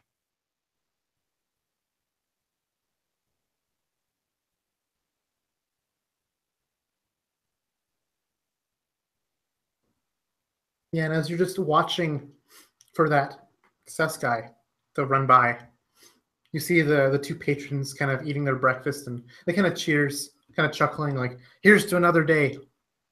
A kind of sentimentality. And you see your Seskai, Mira's ears kind of perk up. And running by, you hear just this, sounds of this Seskai with this leash kind of just flying in the wind behind it. It's just bolting, past this little inn you're staying at. And as it passes, I just like point at it with my mouth kind of hanging open as it passes by. Okay. No. It's something weird's going on. Everything that happens, I've definitely seen before. Anyone else getting just a weird day of deja vu? And then I would just let out a sigh, just like, oh, thank God, I thought I was the only one. Right? There's something weird going on. It's got to be the artifact, right? And Graves would pipe in at this stage. He'd say, so you remember it exploding too? Yeah, and there's a cart, and it was racing down the street. I don't know when that is. But at some Towards point, some children. Yes, that happened. Okay, either we all had the same dream, or something weird is going on. As soon as you mention children, Severin still isn't paying attention, but the wisp pulls out the at the top of the staff. It pulls off the cube. It's still there, and he pulls it off, and the cube pulls it off and hands it over to you. To Anya. She would just put up both hands. She'd be like, whoa, no. I know what that thing does. And, or at least I think I know. Weird. Weird. And she in just fact- take a step away. And in fact, as I mentioned of those children, you can see through one of the openings as a window, you can see the children playing hopscotch down the road. They're, throwing things. They're not playing hopscotch. They're playing some game that is amusing to children. They're throwing rocks around and hopping around on their feet or maybe their arms or something. They're just playing around on the street. And you see this man go shouting, "Whoa, wait up, Ilya! Come here, girl, come on. No, come back here, please." As he's just running full sprint, arm out, trying to get his Sesky to, be a obedient Sesky. What do the four of you do? Well, if that cart's gonna hit those, we gotta get out. We gotta get out there. We gotta do something. Yeah, right. And Pask would take off down the street, sort of as it's all kind of getting pieced together. He remembers the cart and the kids, and he'll kind of run off in that direction. Yeah, and I would follow him. Graves would do the same, certainly. Kind of, again, it's all seemingly falling into place, and he would just bolt on after him. Savern would start following Graves. Pask, you're the first to arrive at the children, followed soon behind by Anaya. The children are idle or kind of occupied playing this game, but they look up at you.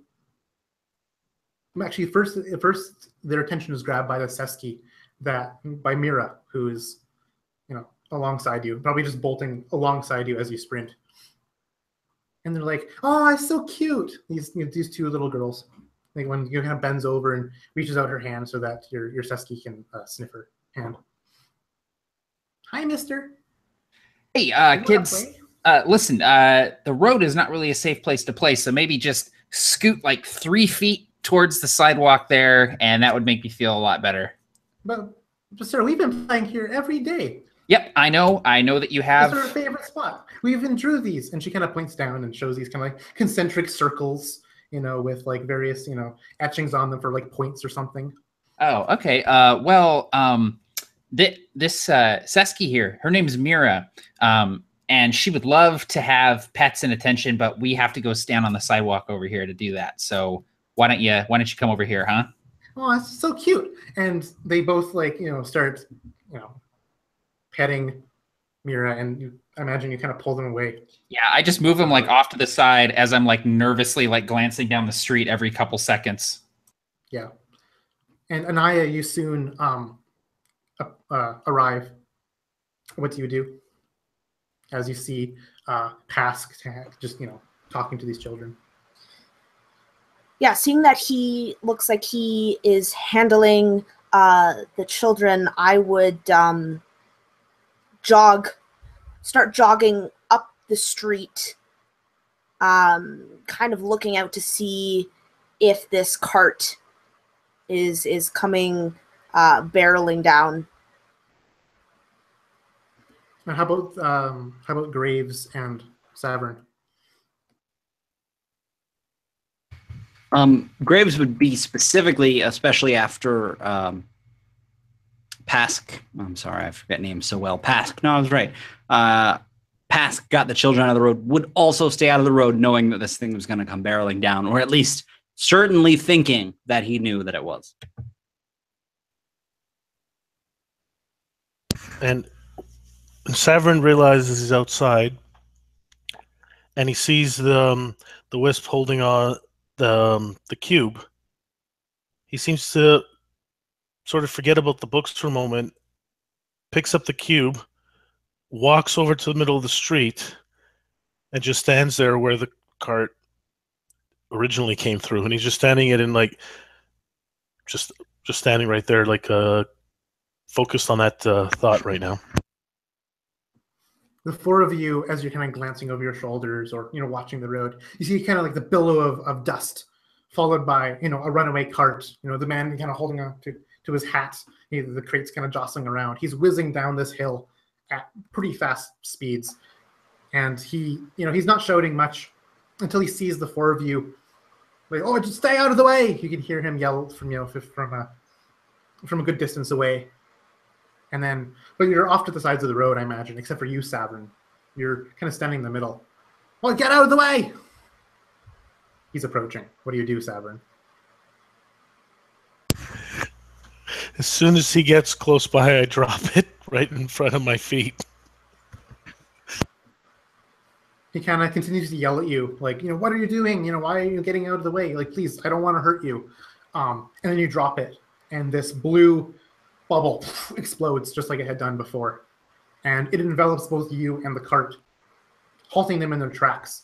The three others of you can see what unfolds. And the children look onwards, kind of looking up from the Seski, kind of just confused and just in bewilderment, wide-eyed at what's going on. One of them whispers, "Why did that man just do that?" The other one says, "I don't know. Just keep watching, I guess." I don't know I either, don't know, kids. Adults are weird. And I imagine the silence that follows this scene, I would just kind of look at everyone and go, okay, it's the same day. It's the day over again. How is that possible?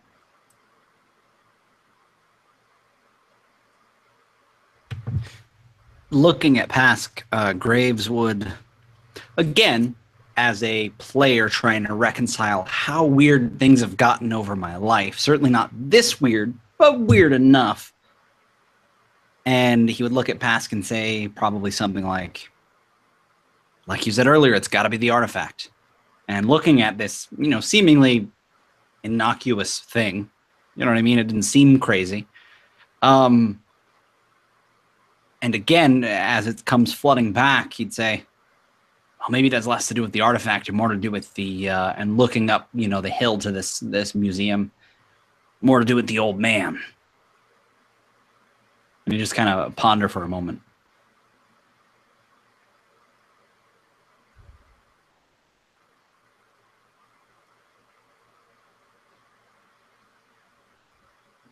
How about Anaya? What's she thinking about? What's racing through her mind?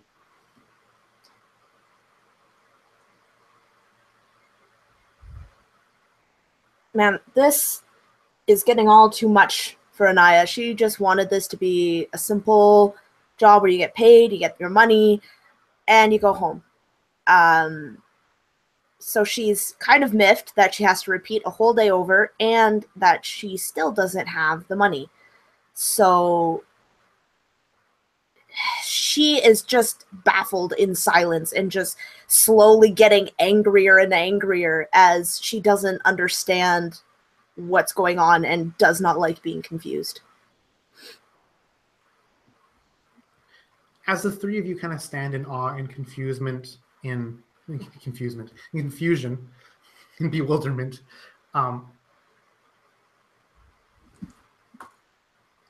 Pask, you see something red, very small, kind of flit in your field of vision. It kind of flits, disappears as you try to look at where it was, and you can see it again on the corner right. You turn, and you see it kind of just swimming in midair. Essentially, this small, maybe 2-3 inches long, this flat red worm, kind of just flying about. And just as you feel, you kind of can see it. As soon as you kind of see what it is, it kind of just takes a turn and just kind of just disappears as it enters something and just disappears. And it's gone. Pops out of sight. Anyone else? There's a squiggly thing. It was like a worm. It was like a worm. We were talking about that. And I would look at Savrin and say, Savrin, listen, look at me. Am I worms. Am I still in that thing? Yeah, you're still encapsulated by that bubble. If he's in front of me, I look over to him, but I don't move. Actually, no, I don't look. Sorry. I'm not paying any attention to him at all. I would just kind of, okay. there was a worm thing, and I would look at Graves and Anaya. Red, thin. I could barely make it out. Does that sound familiar to either of you? And Graves would say, yeah, the last time we dreamt this or lived this or whatever happened, we saw one, or at least, and he would look over at Severin. He did. He said he did. I feel I'm a little more inclined to believe him now, if you've seen it. But where did it go? And I would just kind of look around trying to see it. Oh, this is going to sound sort of weird, but it sort of disappeared into the air, almost like it was slipping in between things. I've seen things like that out in the wild before, phasing in and out. It was sort of like that. It's almost like it's hard to explain, but I definitely saw it.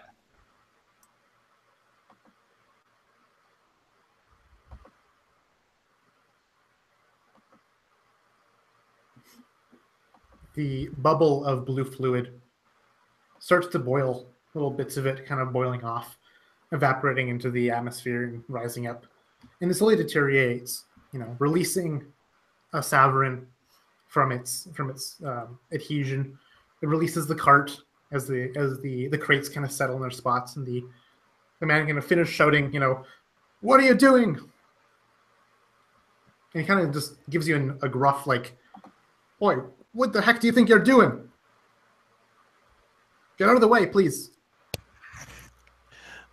He starts walking over to Graves just absentmindedly, and he's making notes about this. My mind went blank. The item that he just used. The Cipher, yeah. The cipher, that's it. Yeah, and as you kind of just walk out, he kind of gives you a curse under his breath, essentially, as he kind of like hand cranks it to get the momentum going again. He kind of like, chugs off, essentially, with this crate with this cart with a bunch of crates lashed to it, and he kind of descends down the little hill and keeps kind of swerving around this road, kind of just mumbling and cursing under his breath. You can kind of hear him like, "Freaking pedestrians don't know how to get out of the way. What the heck was he, doing standing out there in the middle of the road? Does he want to get himself killed?" Blah, blah, blah, blah. He kind of just rambles off to himself. But Saverin, you just awoke, not awoke. You kind of just came to, or unfroze is the word I wanted to use. And you meet up with the three of your companions, and you hear them talking about some, red worm and how it like phases in and out of stuff. Nope. Don't know anything about any worms. Yeah, he's not paying attention to this conversation. He was told there's no worms, there's no worms.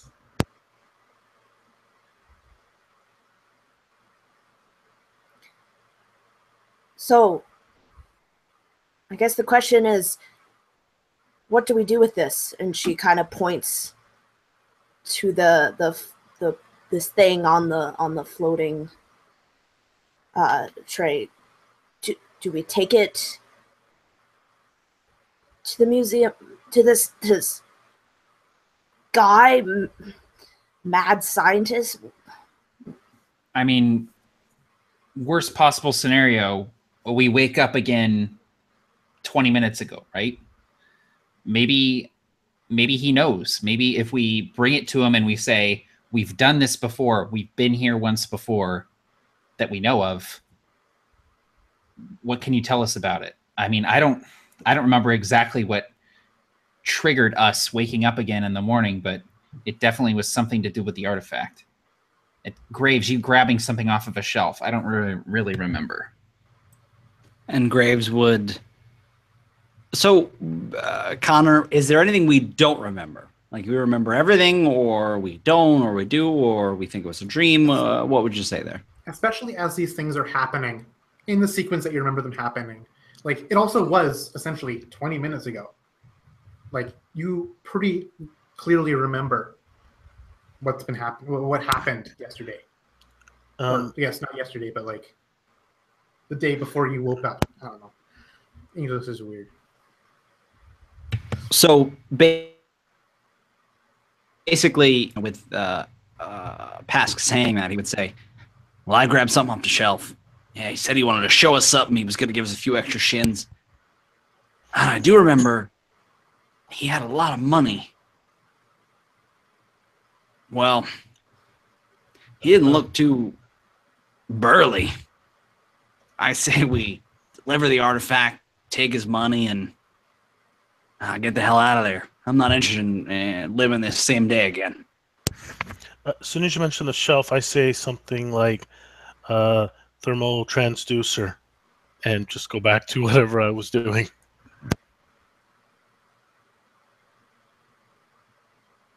Yeah, I think we could take him if it came to that. Yeah. Let's do that.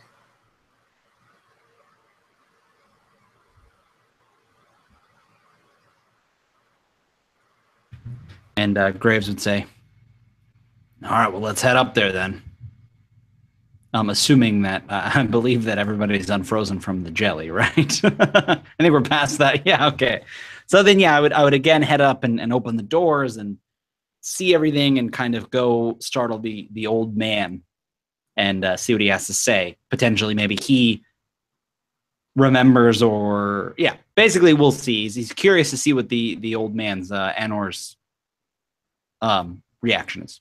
So you climb up those same steps you did, go to the top of the hill. There's this magnificent emporium of the strange, and you open up these double doors. You see the carpet of grass growing out of this smooth metal as it coils around throughout the museum.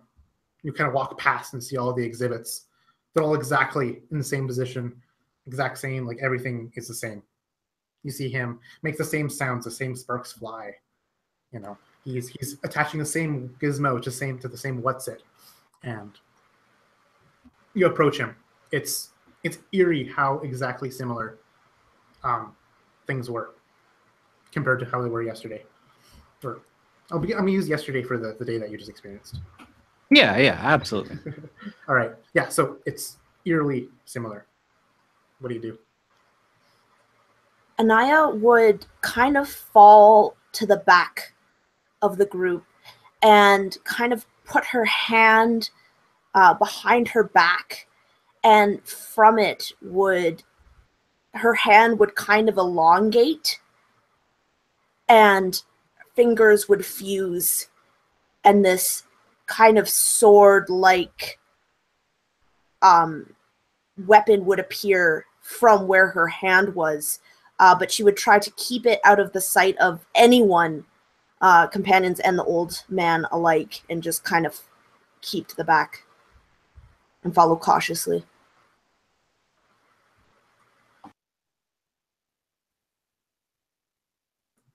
And so what does Graves say to the old man? He's working away. He's whacking at this thing. It glows, and he kind of hops back and waits for it to not glow again and kind of pokes it to see if it's still, live or something. And he's just occupied with this rabble-dabble he's doing. Did we find out the man's name yesterday? I don't remember it, or did we know before? Or basically, Graves wouldn't want to get close, but would say something. If he knew it, he would say his name, or otherwise he'd say, hey, or just sort of something to get his attention, but kind of stay a few feet back. Yeah, you knew the guy going into the job. You knew what his name was, so you kind of shout out his name or get his attention, and he kind of jumps and kind of turns around. His spectacles skewing, and he kind of pushes them up, covering his 4 eyes, and he's flitting around with 2 of his eyes and deadlocked, and you with the other 2 is like kind of squints a bit. Oh, is that you? He kind of like peers around, looking at it's here then. Come, bring it in, put it over there. He kind of points to these, the nest of the thing he had set up earlier. And Graves would put it, he would do whatever I think someone else did, or maybe he helped. He would put it in its place just like the day before, but he would then look at the man and kind of, before addressing him, look at everyone else and look at the man again and say, what is this thing? Why, it's a curiosity. It was found I'm sure. Did I not tell you what it was? Whatever. It doesn't matter. It's a strange curiosity found hundreds of feet below the surface. There's bounties of them. Just hundreds, dozens, and they're all attached to the surfaces of the walls. And this is the one that we were able to extract. Well, not me, of course. He kind of like looks around and kind of sees something going on, and he kind of whacks it because it's doing something wrong, and he goes back.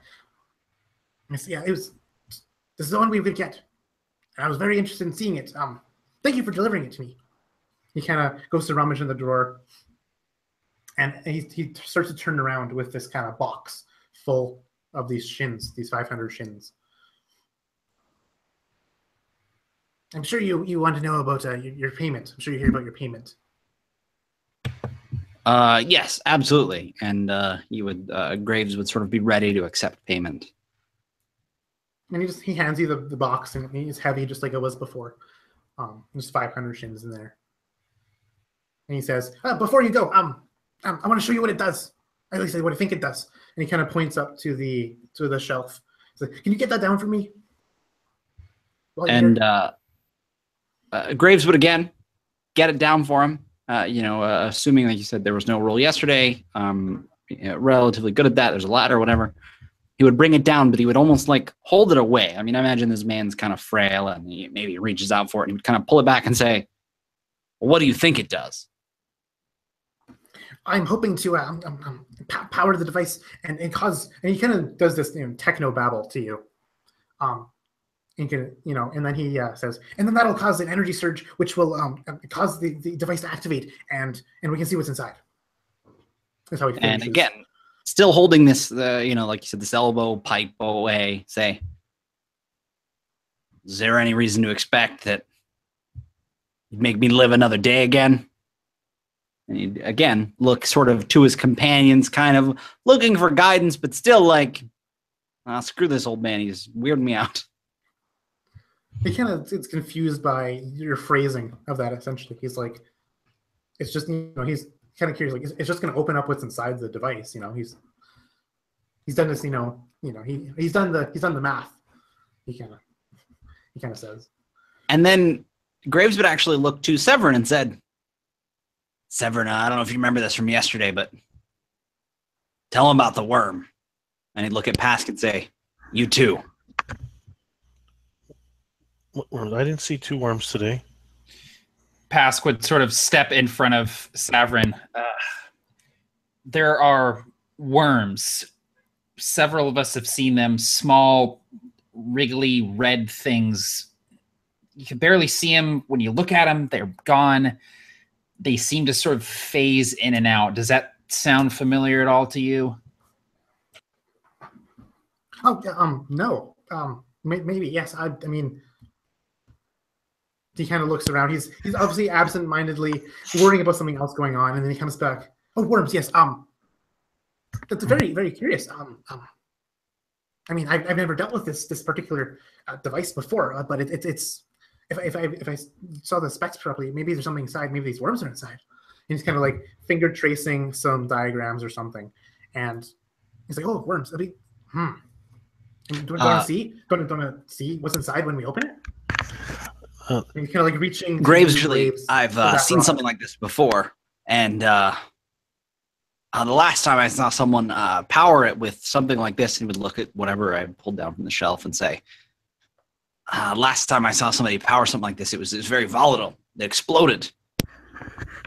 Do you have any idea? Thermal transducer powering the device will agitate the chrono particles and put them out of flux.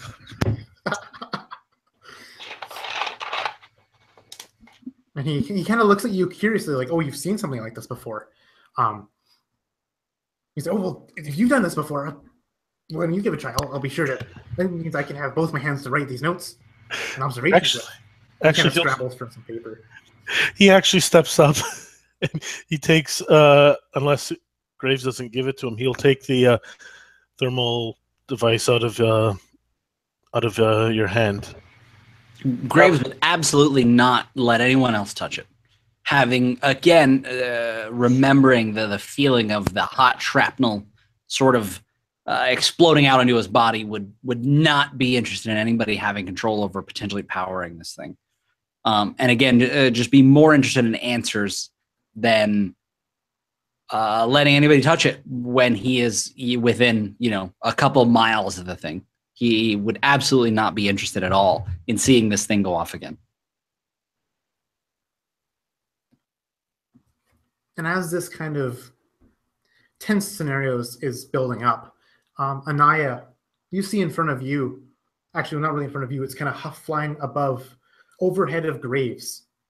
Flying is a loose word here, swimming through the air, is this little red worm.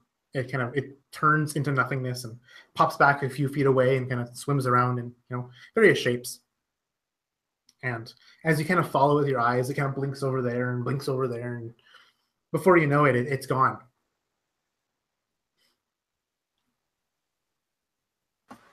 And at that, Anaya would just point with her other hand and just, oh, look there! No, over there! The worm is in here. It just went in, and now it's up there. And she's like trying to follow it, trying to point it out, but obviously the worm is moving pretty quick. Immediately, this elderly and four-eyed archivist turns, putting his back to you, Graves, looking at where you're pointing, or looking at you, Anaya, to see where you're pointing, and immediately starts following where you're pointing at. Do you want to do anything, Graves, as he's kind of like paying not any attention to you at all?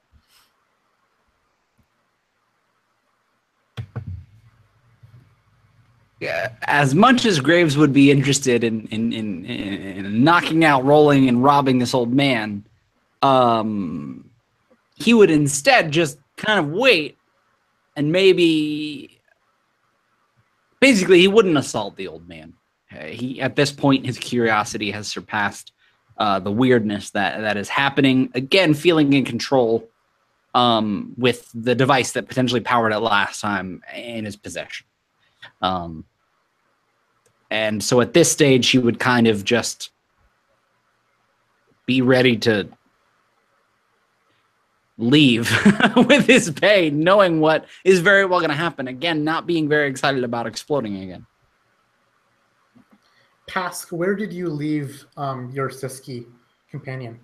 Did you bring her in with you this time? Or did you leave her at the door?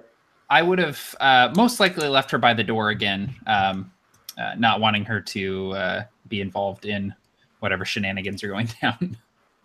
Yeah, so from a few yards back, you hear her start to do her yip, her snarl yip bark. This is the bark that you have trained her / recognized her from doing, as like there's someone approaching or something approaching. I would sort of look back and then look at my companions, and I would hold up a finger and say, don't plug in anything into anything else. 1 second. And I would go back to check on what she's barking at. And as you turn, leaving your companions, you see her in her kind of like warning attack mode, ears up, she's tense and stuff. She's yipping and barking as there's another Seski kind of just like merrily hopping up these stairs with this leash just like dragging behind her. I would sort of cautiously reach back to the back of my belt where I have my Sisk, this kind of bladed throwing disc back there. And I would just kind of bring it out and keep it casually at my side. And I would see this other Seski coming up the stairs and sort of get down on, sort of kneel down to be at its height to sort of see what's wrong with it. Yeah, and this Seski with the leash kind of just like looks at you, kind of like leers away from your other Seski, or your Seski, Mira, who's kind of growling and being, very defensive and territorial. She kind of like does a little like little whine and kind of like tries to skirt past you, essentially, into the building.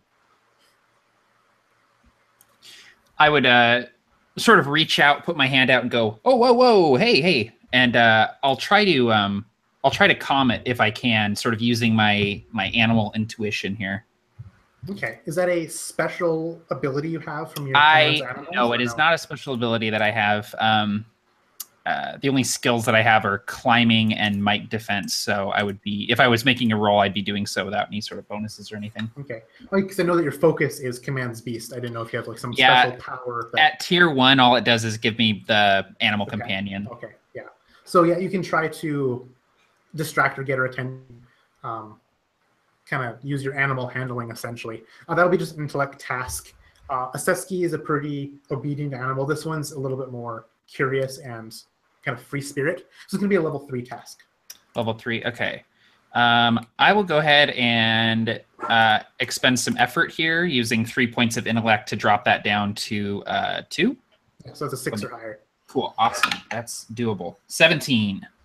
Yeah, so you kind of reach out, you kind of do your whistle or something, and she kind of looks back at you, kind of pausing. She's kind of skirted ahead maybe a few feet into the building, but kind of looks back at you, pausing for a bit. But then you... What broke? What was that? Yeah, I was like, holy cow. Like, is that mine? Scared the crap out of me. Like, oh, God. I think it was my thing. I leaned back and a bunch of glass broke. So. Oh, okay. So the If you device. need a minute to get it, that's okay. That's fine. Just James is over here having bad robot flashbacks, thinking something's falling off his shelf. And yeah, I'm breaking. like, what? Oh, man. I thought the device was blowing up again. Yeah. So that was a sound. I incorporated some sound effects, some real sound effects to imagine, the building blowing up. Megan, do you want to take a 5-minute break to clean up what the heck happened? Yeah. Just let me look and I'm see like, how the much answer to damage- that can't be no. You're like, no, it's fine. I'll just step on it later. I'm like, no. All right, cool. Well, just 5-minute break here to not die.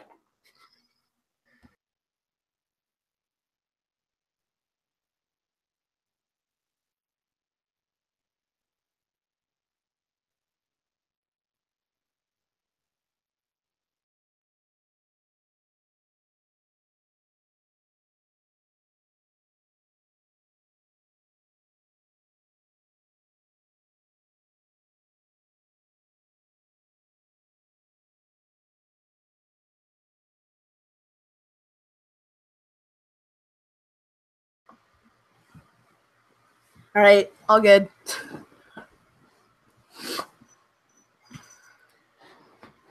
Well, all good is a relative term, but I will not be injured in the near future, hopefully. So that's all that matters. But, okay, what broke? There's lights right there. You see lights? Yeah, and yeah. They were in behind, and I just leaned back, and it just broke a bunch of them. Oh, man. A Yeah. bunch, not just one, a bunch. Like 2 Oh, or my 3. God. Like, it's fine. They're behind the bookcase. I'm not going to step back there anytime soon. Nah. We'll get it when we move. Yeah. the only issue is we have a small kitten that could probably fit down there. Yeah, So, so you're like, oh, You're it's not like allowed in the room baby-proofing. anymore until we clean this up, Yeah. which involves Oh, moving around man. several pounds of wood and stuff. Just wait for Matt and Paul to finish hitting up the bathroom or whatever. Ugh. So James, you I having thought fun so something far? else broke. Whew. Say that again? You having fun so far? Oh, yeah, man, absolutely. I love Numenera, and it's interesting because it's almost like built into the game is something crazy is going to happen. You know, like something weird or something that you can't explain. And the part that's interesting to me is there's no reason that couldn't happen in D&D, which, I play most often. It's just at Numenera, it's kind of predisposed to it, Yeah. So, I was talking with some people in some threads about, how the base Numenera game was very catered to D&D fans. It was very tame, very non-weird, very medieval, very magical, if that makes any sense. It was very established, whereas that kind of pushed people off of the game a little bit. This is something a little too normal. But with the supplements that they put out, we're like, hey, this game's weird. This stuff's crazy, and science is crazy, right? So. As I've looked at these supplements and kind of drawn inspiration, there's a little 15-page PDF of roll tables of something weird happens or what's weird about this thing. yeah. That I can use for rolling on and saying, oh my god, it's it's made of fleshy tissue or something, you know. Just make everyday stuff weird, you know. Yeah, and that's the interesting part. Like I said, sort of meta to some degree, where I was like, sometimes it's hard to reconcile how weird something is on a scale of like, well, if everything's weird, nothing's weird to some degree. So I'm like, but I may have seen weird things, but not something like this, you know? So yeah. it's really interesting to role play for that reason. It's totally reconciled by the fact that the characters, like the people in game, also don't understand the stuff. They may have seen something similar. They have no idea what the heck's going on. Like it is magic to them, right? Like I'm thinking the device I have inflates tires or something, and it's supposed to be a little more permanent, like a flat tire. And that's what it's supposed to be, but it's not what we're using it for. I don't know. Yeah, that'd be exactly. It's just like one of those like instant bed, you know, sets up a foam bed or something for people laying on. Those people that use it like really hard beds, and you just kind of detached it from the mattress, and now you have this weird gizmo. Cool. Yeah. So we're all back. We're all good. Yeah. So past this, the Seski is like very waveringly has attention on you, but it's very interested in exploring this mansion, this museum essentially. You mentioned that it had a leash that was kind of trailing behind it. Absolutely, yeah.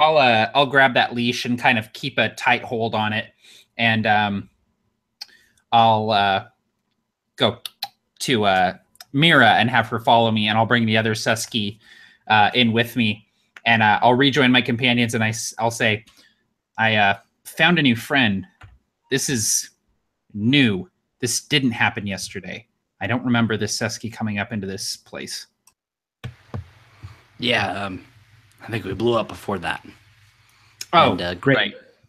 Yeah, Graves is not sad to have lived slightly further than before. Immediately, Sir Anor was just very confused by, we didn't blow up at this. He just like adjusts his glasses, like takes his pinky finger and like pulls out a little bit of earwax and like listen, like did he just hear something that he didn't hear? And he's very curious as what the heck he just heard. Scratching his head. But as you bring this Seski into the room, Pask, it strains on its leash. Very much eager to like, oh my god, there's so many things in this room. In fact, it kind of just tugs and tries to bolt off in one direction. I would like you to make a might roll, please, to hang on to this leash. Cool. What difficulty am I looking at? Yeah, probably like a 3. 3. I will burn some might. Oh, good thing too. I rolled a 5. Yeah. Oh, so difficulty. Oh, so I didn't make it. You failed it even with the effort. Yeah. Because it's 6, right? Target ability 6 at level 2, Okay. right? As you brought it down. So you strain, but it just perhaps like the leash kind of burns in your hand as it tugs. You had a little too much spare leash on the one end, and it just zips through your hands, kind of giving you rope burn essentially. As the Seski just bolts off and immediately starts chewing on cables and kind of jumping back from something as it kind of like zaps her and kind of like rummages her nose in something else. And immediately the four-eyed archivist kind of looks around, oh, get that thing out of here. And as he says that, the Seski kind of just like finds something. The Seski finds the cage contraption that's holding the artifact, and she jumps inside, and she just like takes a big bite at your device that you've lashed to that anti-grav, and again it just kind of like whoop, whoop, and explodes with less heat energy this time, and just shrapnel just shreds everything around you, and there are no survivors. And you wake up. You're back in these little pod rooms. You do your morning ritual, or maybe you don't, because you've done this day twice now. Yeah, I actually imagine that Pask would sort of like wake up and like reach for his cigarette and put it in his mouth and go to light it and then go, wait, what the hell? And like get up as he sort of wakes up and gets his senses, and immediately, without even getting dressed, he's like in his underwear, would go out into the hallway and like start banging on doors, getting everybody up. Yeah, you're undressed. Your companion Mira is kind of confused because normally you don't go out in your, underclothed. And she's kind of like looking at your clothes and looking up at you kind of curiously, tilts, the head to the side.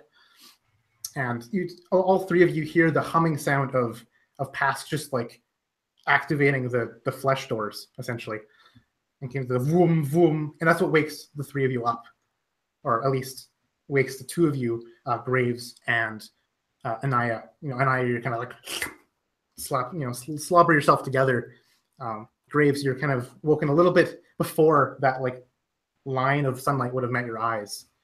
And Savrin, you're in the midst of reading your books, and you hear the thrumming sound on your door, which kind of startles you back into consciousness, or not consciousness, into alertness. It's though the door does wake me up. I start looking, see if I can see any worms. Yeah, and you look directly at this device, and you see three little heads kind of start to protrude. And they're in various places from these little kind of pores. And as they kind of start to wiggle out. That split second when I see a little bit of red, I'm casting scan, and I'm trying to get as much information I can before they disappear, if I can get anything additional. Yeah, and so you stretch out with this kind of consciousness of this, spirit around you. And it kind of relays this information back to you. It says, there are three of them that are semi-submerged in this device. It can't learn anything from inside the device. Something blocks its sensory. You can imagine lead lining for, cell phone signal or whatever, that kind of effect. It can feel that there's three of these things, possibly more. But they're the same creature that you've scanned twice now before. And as you kind of scan, they start to kind of wiggle out, and as they wiggle out, parts of their body aren't even visible. They're just sectioned off, kind of tapered in random ways, and they still wiggle out and they kind of look, kind of wiggle around each other and coil around each other and then flit off and kind of turning into nothingness and then popping back out again. Any chance I could try to grab one? You can definitely try to. This is going to be very difficult since they're small. They're not always there when you try to grab them, and they also don't often exist in your reality. So I'm going to say that's a difficulty 6. So the target number of 18 or higher. It'll be a speed check. Now, how do if I want to spend? You lower it down to a level 5 task if you spend 3 speed points to get a 15 or higher. I'm going to try that. So I spend 3, and now it's a 7. It's a 15. Mm-hmm. Okay. 13. Oh. Yeah. So you snap out with one of your hands, trying to grab one, but you grab your hands, and you can see the head on one side of your hand and the tail on the other. You don't feel anything in between. You kind of look at your hand, and there is nothing in between. Oh. Now I don't know if skills give bonuses or not, because I have one. You're trained in tasks requiring incredible focus or concentration. Trying to snatch it at the right moment. I don't know if that... Okay, so, I mean, I feel like if you were to focus too long, they would just disappear. But you only have a few, moments to actually snap at them. So there's no pattern. It's 5 seconds tangible, 5 seconds intangible, nothing... No, there seems to be no rhyme or rhythm to their patterns. It's purely reflex here. But the way they behaved, the movement they took, was different from last day. They didn't do the same, dance. They did a different dance with the 3 of them instead of the 2. Likewise, the 2 was different than the 1. I go outside, and I'm going to Graves' door. I don't know if he's come out at that point, but that's where I'm headed, to Graves' room. Yeah. Yeah, certainly. I was going to say, as soon as Pask started, banging on the doors, Graves would have gotten up, and even if he had to skip, his normal morning ritual, he would have certainly come out into the hall. And how about Anaya? Yeah, I think as soon as he knocked, she would have been out right away.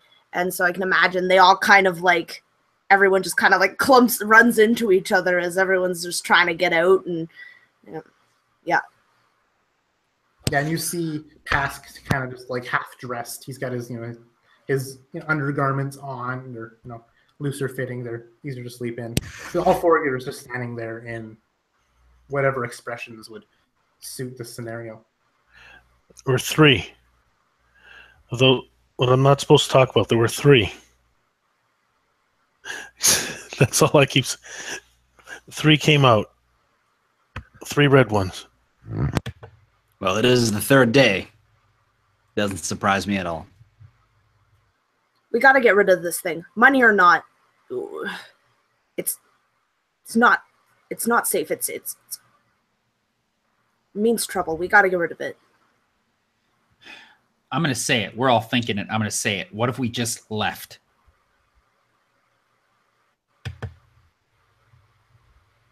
Ah, 500 shins is 500 shins. Oh, that's right. The money. This ain't no small amount of money we're talking. Pask, I just listen. You know me, but what if? I mean, how close do we have to be to this thing for it to go off? I mean, the whole town's resetting, right? We can't just drop it off and run. Might be the whole world. Hell, we might leave and be 10 miles down the road, and he decides to activate the thing, and here we are again. 500 shins, split 4 ways. That would almost pay off my debt. We got to figure out how to drop this thing off and get paid.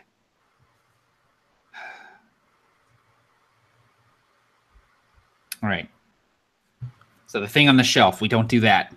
The Seski outside, we don't let it in. We could do those 2 things, right? I think so. I mean, hell, what's And the the worst that can children. happen? We figure it out again? Right. Yeah, and the children. The kids. Stop the kids from getting hit. The waiter, stop him from dropping the tray. Maybe that's the secret. Maybe if we stop him, fixes everything.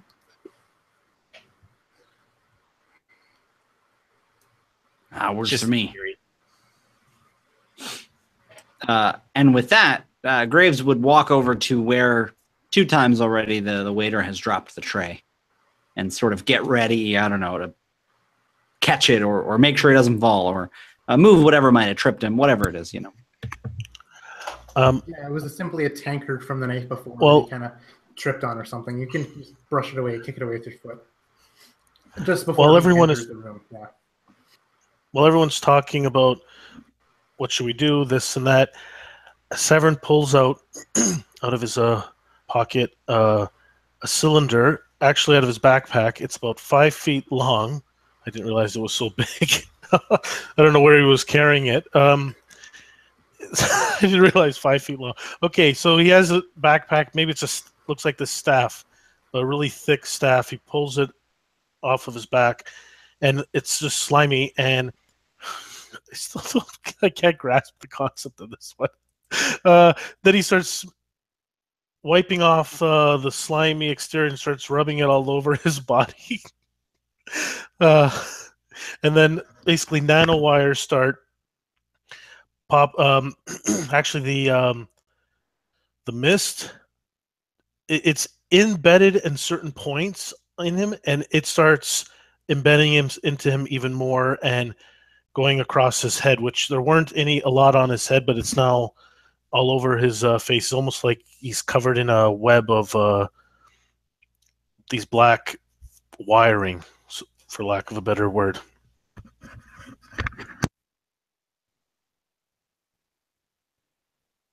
And in effect, you're activating your cipher?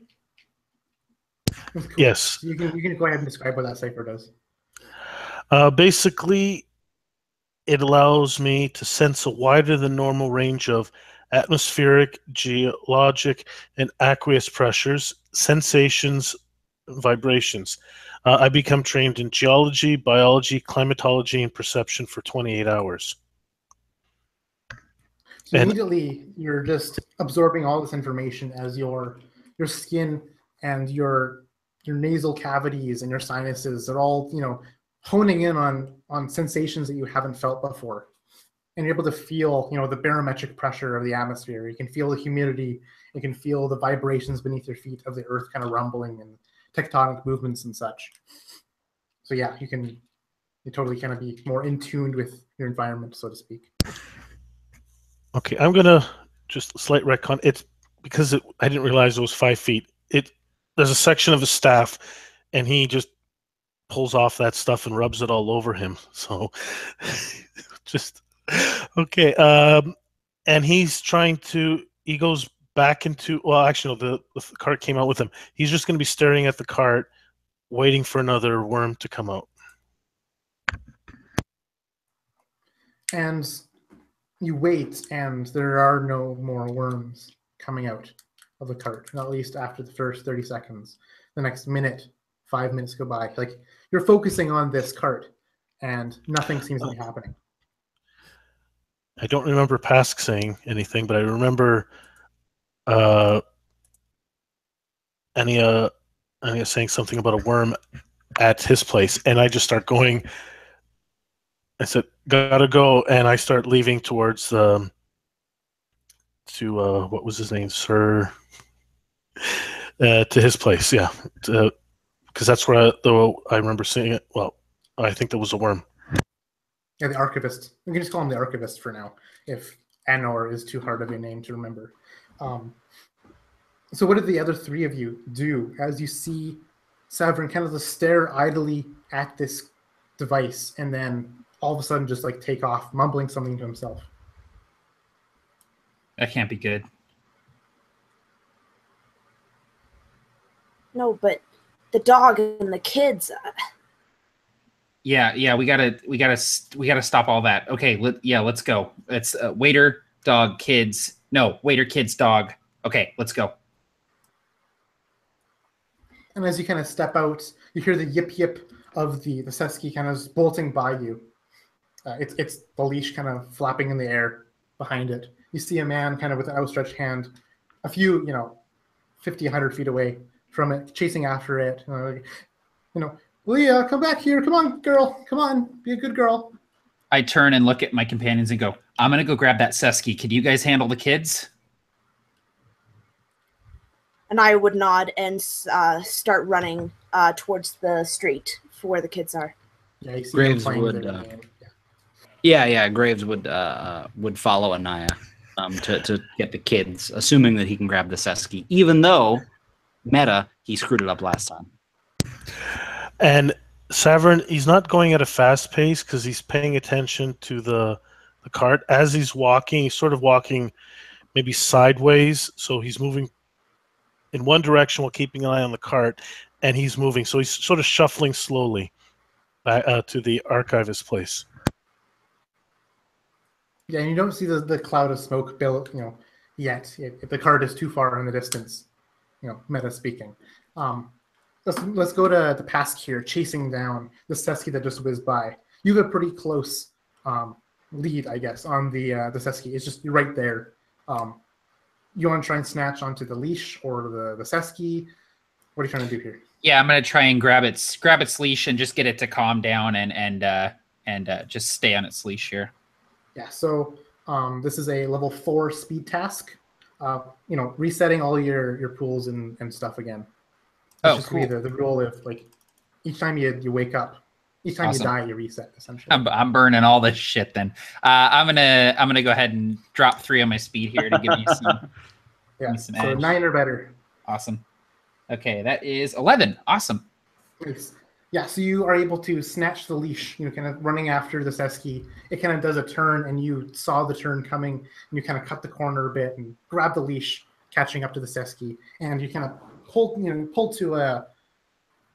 a bit by the momentum of the Sesky, but you kind of dig your heels in perhaps, and the Sesky kind of gets yanked back on the collar around its neck.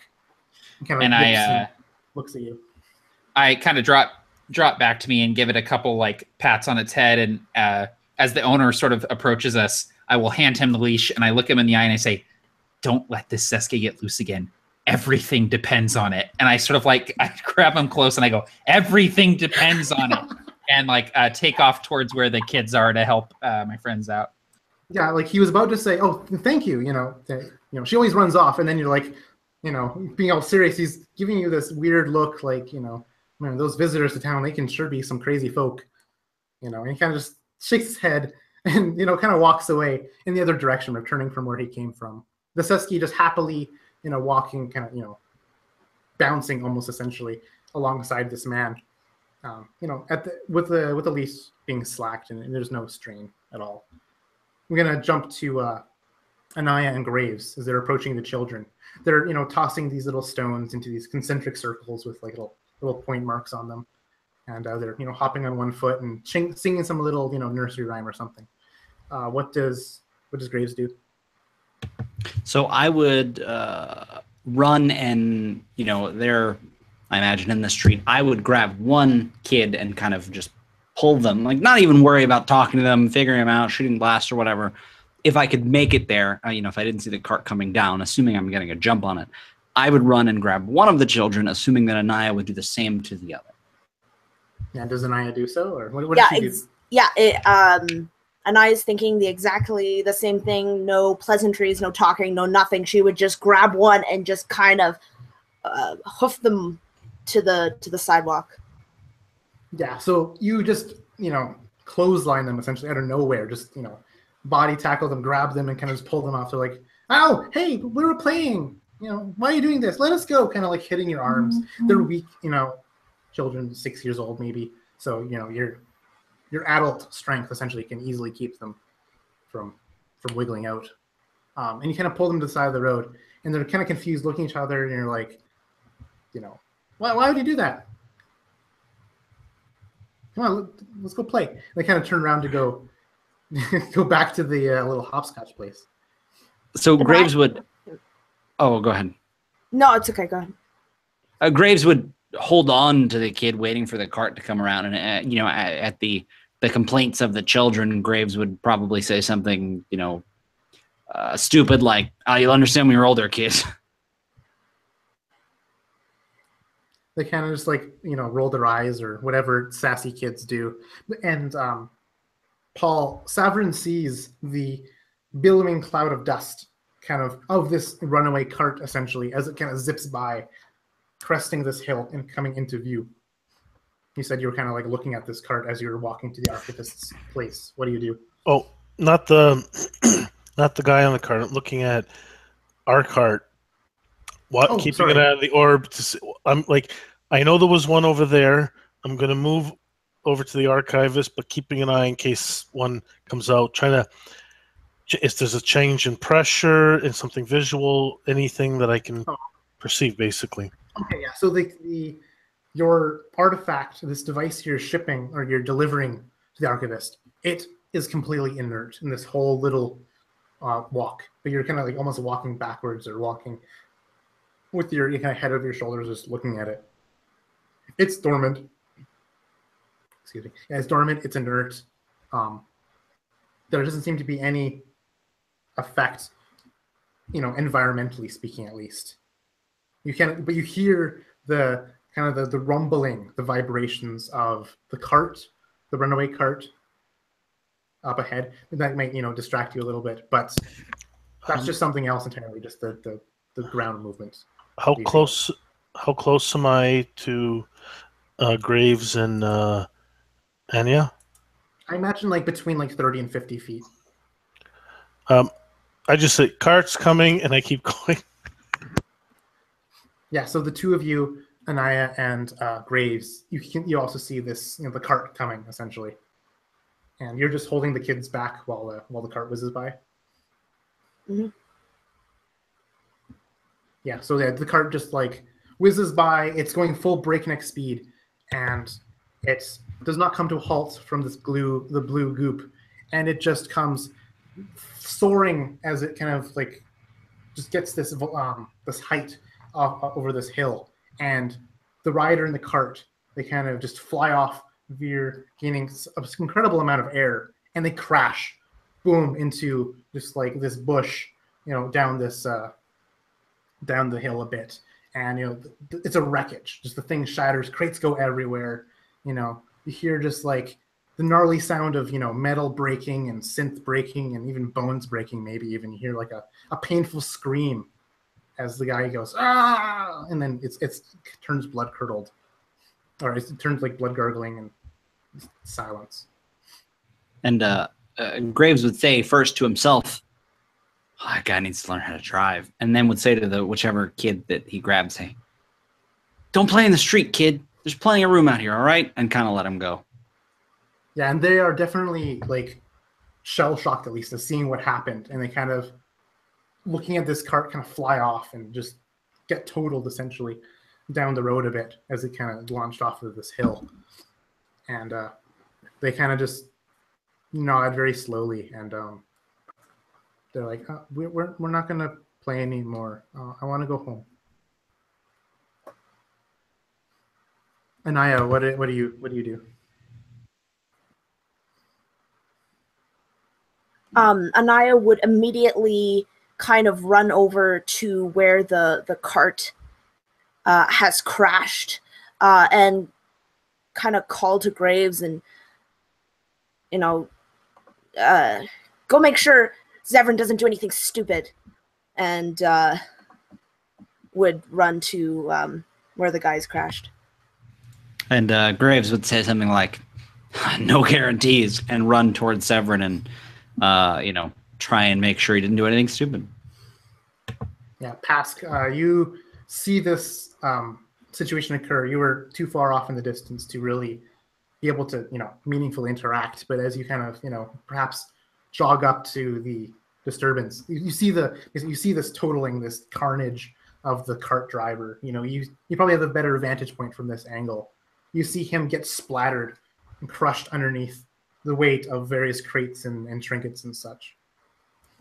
Oh, and I would kind of wince away from it and go, I hope that wasn't important.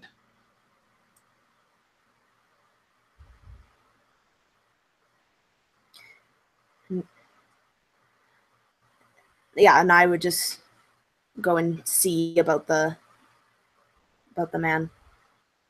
Yeah, you see the same sight of just the cart driver, just his upper chest is just completely shattered and splattered by this larger, heavier metal crate that was clattering something from inside of it, but it just smushed him. The anti-grav cart, the hover cart, kind of has peered over to one side, completely flipped over, and you can kind of hear this weird like meh, meh, humming sound coming from its side as it tries to repel gravity from the other way. But just like these ciphers and these baubles and these goods, a little bit of like actual foodstuffs, bit of like raw materials, they're all just scattered everywhere.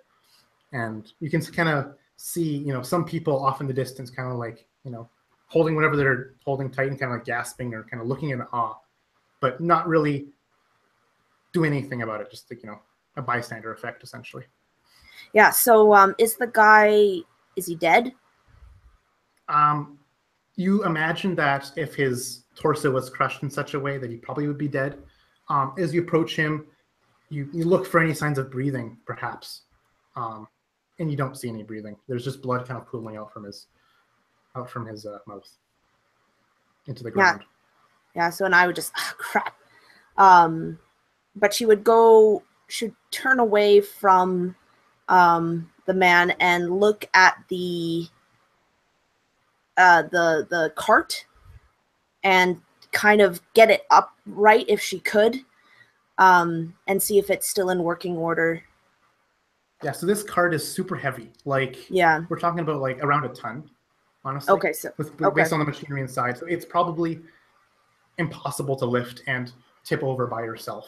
Right. Okay. Unless you've got like really cool, awesome mechanical servos or something. But no. Okay, so upon seeing that it's beyond anything, she would actually just start looking around for any sort of vehicle or any sort of vehicle that she can see within range. Generally, there aren't many vehicles here in the Ninth World, especially in this region. The people here are very, just scavenger, very low tech essentially. These hover carts are almost out of place, but they're just a technology that the Eon priests of the region have kind of tinkered with and figured out. But they're rare, they're expensive, and they're dangerous, as you have just witnessed. You do see some riding animals, these six-legged, I guess equine-like animals. They've got like this blue kind of scaly skin. They've got multiple like ridges and spines that go out horizontally. That kind of just that you can sit on, almost perfectly like a platform. They're horse size, but they're off tethered to some stables a good distance off. Okay. I would start walking towards them, the stables and these things. Okay. Yeah, there's these critters. They are called.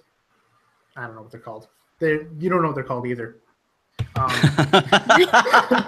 Good cover, bro. Maybe you've seen them before, maybe you haven't. Maybe they're like indigenous to this region. But yeah, what do you do as you approach these riding animals? I look around. I would think that people would be very distracted by the wreckage, and so I would take two. Or attempt to take two. Okay, so you try to use this distraction as cover. People aren't paying attention to you much. These animals kind of do a little sound as you approach. But like the tethering is loose. You could probably easily cut it or untie it. So you can do a speed check to cut them and not be detected. If you have any stealth abilities, I doubt you do, but if you have any skills like that, you can apply those. Otherwise, it's just going to be a level of 3 task, so 9 or higher. Okay. Okay, 14. Yeah, so you're able to cut these, silk cords pretty handily, or whatever you do to untie them, and they seem very, complacent, obedient. They've, done this thing before. When someone unties them, you follow them and wait for yourself to be ridden, kind of thing. And so they kind of just await your gesture. Yeah, so I would hop on one and have the other tied to the one that I was riding and head towards the museum. Yeah, and so when you hop on top, you can kind of see a different view. You see various like red and orange kind of spots, and they have very like fine like tendrils, like little not feathers, but like hairs on the top of them. And as you sit on top of them, you kind of touch one by accident, and immediately the horse like bucks forward, accelerating forward. This is instead of a saddle and spurs, essentially. You can kind of manipulate the horses with these, not horses.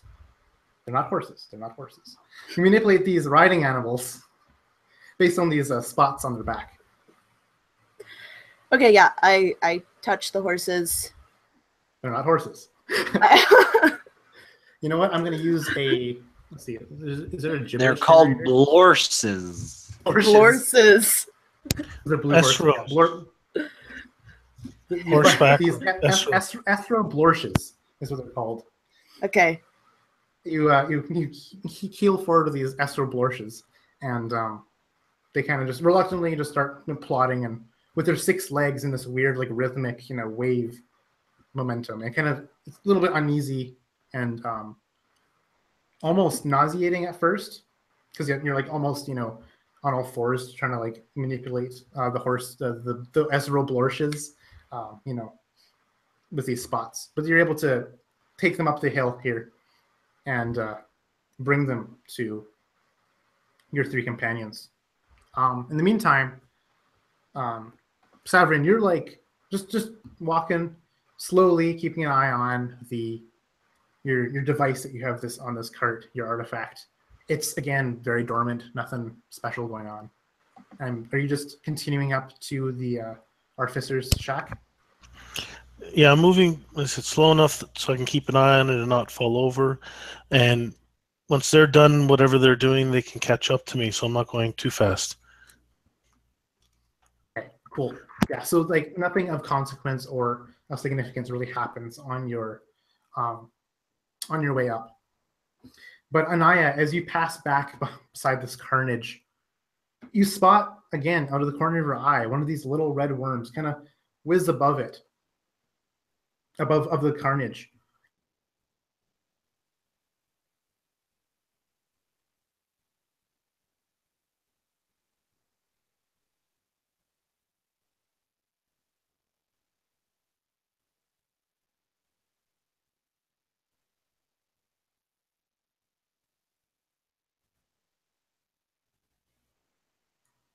Can you hear me now?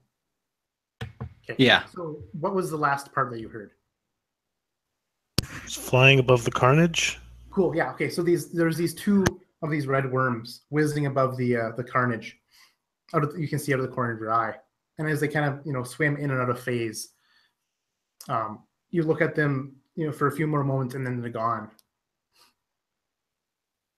We continue to take this Esther Blorches up to the top of this hill, where the two of your other companions are, Pask and Graves.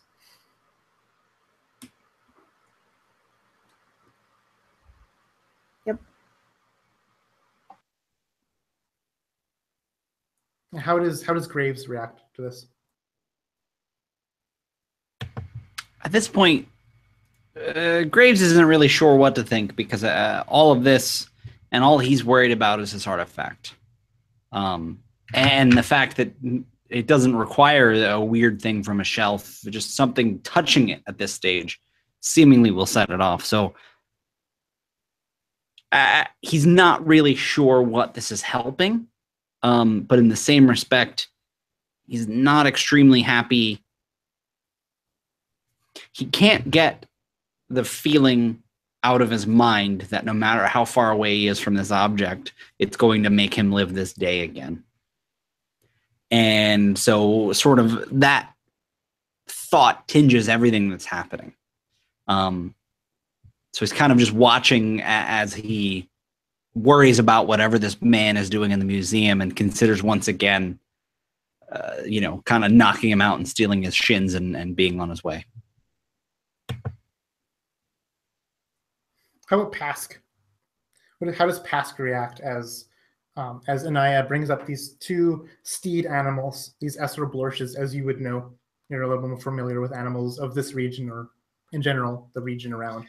Yeah, as she brings them up, I would kind of go up to the closest one and maybe rub its face a little bit and speak a few quiet words to it.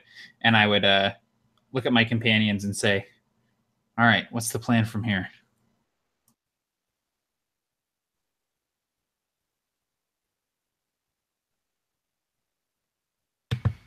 And Graves would would look at Pask and kind of say, deliver the artifact and get paid? Like with a question mark at the end, like, I have no idea, but that's all he knows. And I would look at him and go, third time's the charm? That's what I hear. And with that, looking over to Severin, who I imagine this thing is still following, I guess depending on what has happened and what everybody's done, would be on his way up to the museum to kind of get this over with. Yeah, and so you head up, you catch up to Severin. He's walking pretty dang slowly. He's very curious about this this artifact. And so is that all the four of you heading up, or just you, Graves? All four? Yeah, okay, yeah. So the two of you on the Esro Blorschback. That's a fun thing to say. On Esro Blorschback, along with Graves, and you catch up to Severin, and you make your way up to the top of this hill as you coil her up around this staircase. And you get approached with these huge double doors, the Emporium of the Strange written kind of over it. What do you do? I would go in and sort of once again distract this old man from whatever he was poring over at the time. Oh yes, sure. You startle him. Oh, who are you? And he kind of peers around and sees. I mean, would he see the cart, or are you going in by yourself? I imagine just like before, everybody would kind of follow along. Severin, hopefully, just aimlessly following me while potentially being off in his own world. So he kind of peers around you and sees the cart. Oh, you've brought it! Oh, awesome! Just bring it over here. And he points over to the nest, the contraption cage thingamajig he set up. Well, so I bring it over there, but I start looking everywhere else because I remember she pointed out that it was up in the sky. So I'm trying to scan everywhere, trying to sense if there's any change in anything. And first chance I see it, I'm going to try to grab it if I see one. Okay. You don't see one for the time being yet, but I'll definitely keep that in mind when one does pop up. Ah, good. Just put it in there. Just get that end in. Don't make sure it doesn't stick out at all. He kind of micromanages very closely. He kind of like rubbing his hands together, trying to make sure everything's all right. Do you have a container that prevents, just a small container that prevents things from phasing out of it? It's a funny. Why do you ask? He starts to think about whether he does or not. Oh, he looks at Graves, then he looks at the archivist, and it's like, no reason. Well, I'm sure I get something together for you. What kind of time frame? We got something. I can get one together in the next 4 or 5 days. No. He just keeps looking around, almost like he's not paying any attention. And with that, Graves would say, "You know what? Don't worry about it. But where's our money?" He would ask the man. Oh, right, of course. I'm sure you want to get paid. He kind of turns around, rummaging through that drawer, pulling out this big box. You kind of hear the clatter of shins as he kind of pulls it up. It's heavy, but he turns around to hand it to you. And I take it, and I would start kind of rummaging through, and Graves would kind of look at everybody, I imagine that's following, and he'd say, "How's about 10 shins each? 40 shins. You hang on to it," and he'd take them out, and he'd hand them to the man, and he said, "You don't touch this thing for a day. Deal?" He kind of looks at you quizzically with two of his eyes, the other two eyes, looking at parts on his workbench for what he could use to put together to make a box that stops things from going out of phase. His mind is still racing about that. I'm thinking, why would I do that? It's of utmost importance to figure out what's going on inside with that device. That's what the shins are for. Those are to offset this quote-unquote utmost importance. You don't touch it. We get out of here. We take our money, and 40 shins to keep your curiosity at bay for a little longer. So you're saying you want me to pay you less? No, you're paying me, and then I am in turn, and the rest of us, and would kind of look at everyone, imagining that they have no concern for 10 shins each, and would say, "You're paying us, and then we're paying you to let us mosey on down the road a little further than we otherwise might be able to, before you decide to, I don't know, do whatever it is you do with this thing." And then Pass would chime in and say, "It's 2 separate transactions." And then his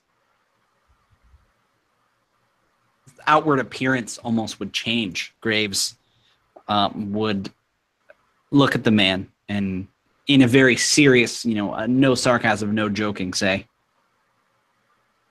"And trust me, I'll know if you do." And he would sort of like click the button open on his holster. You know, just that little bit of like threat.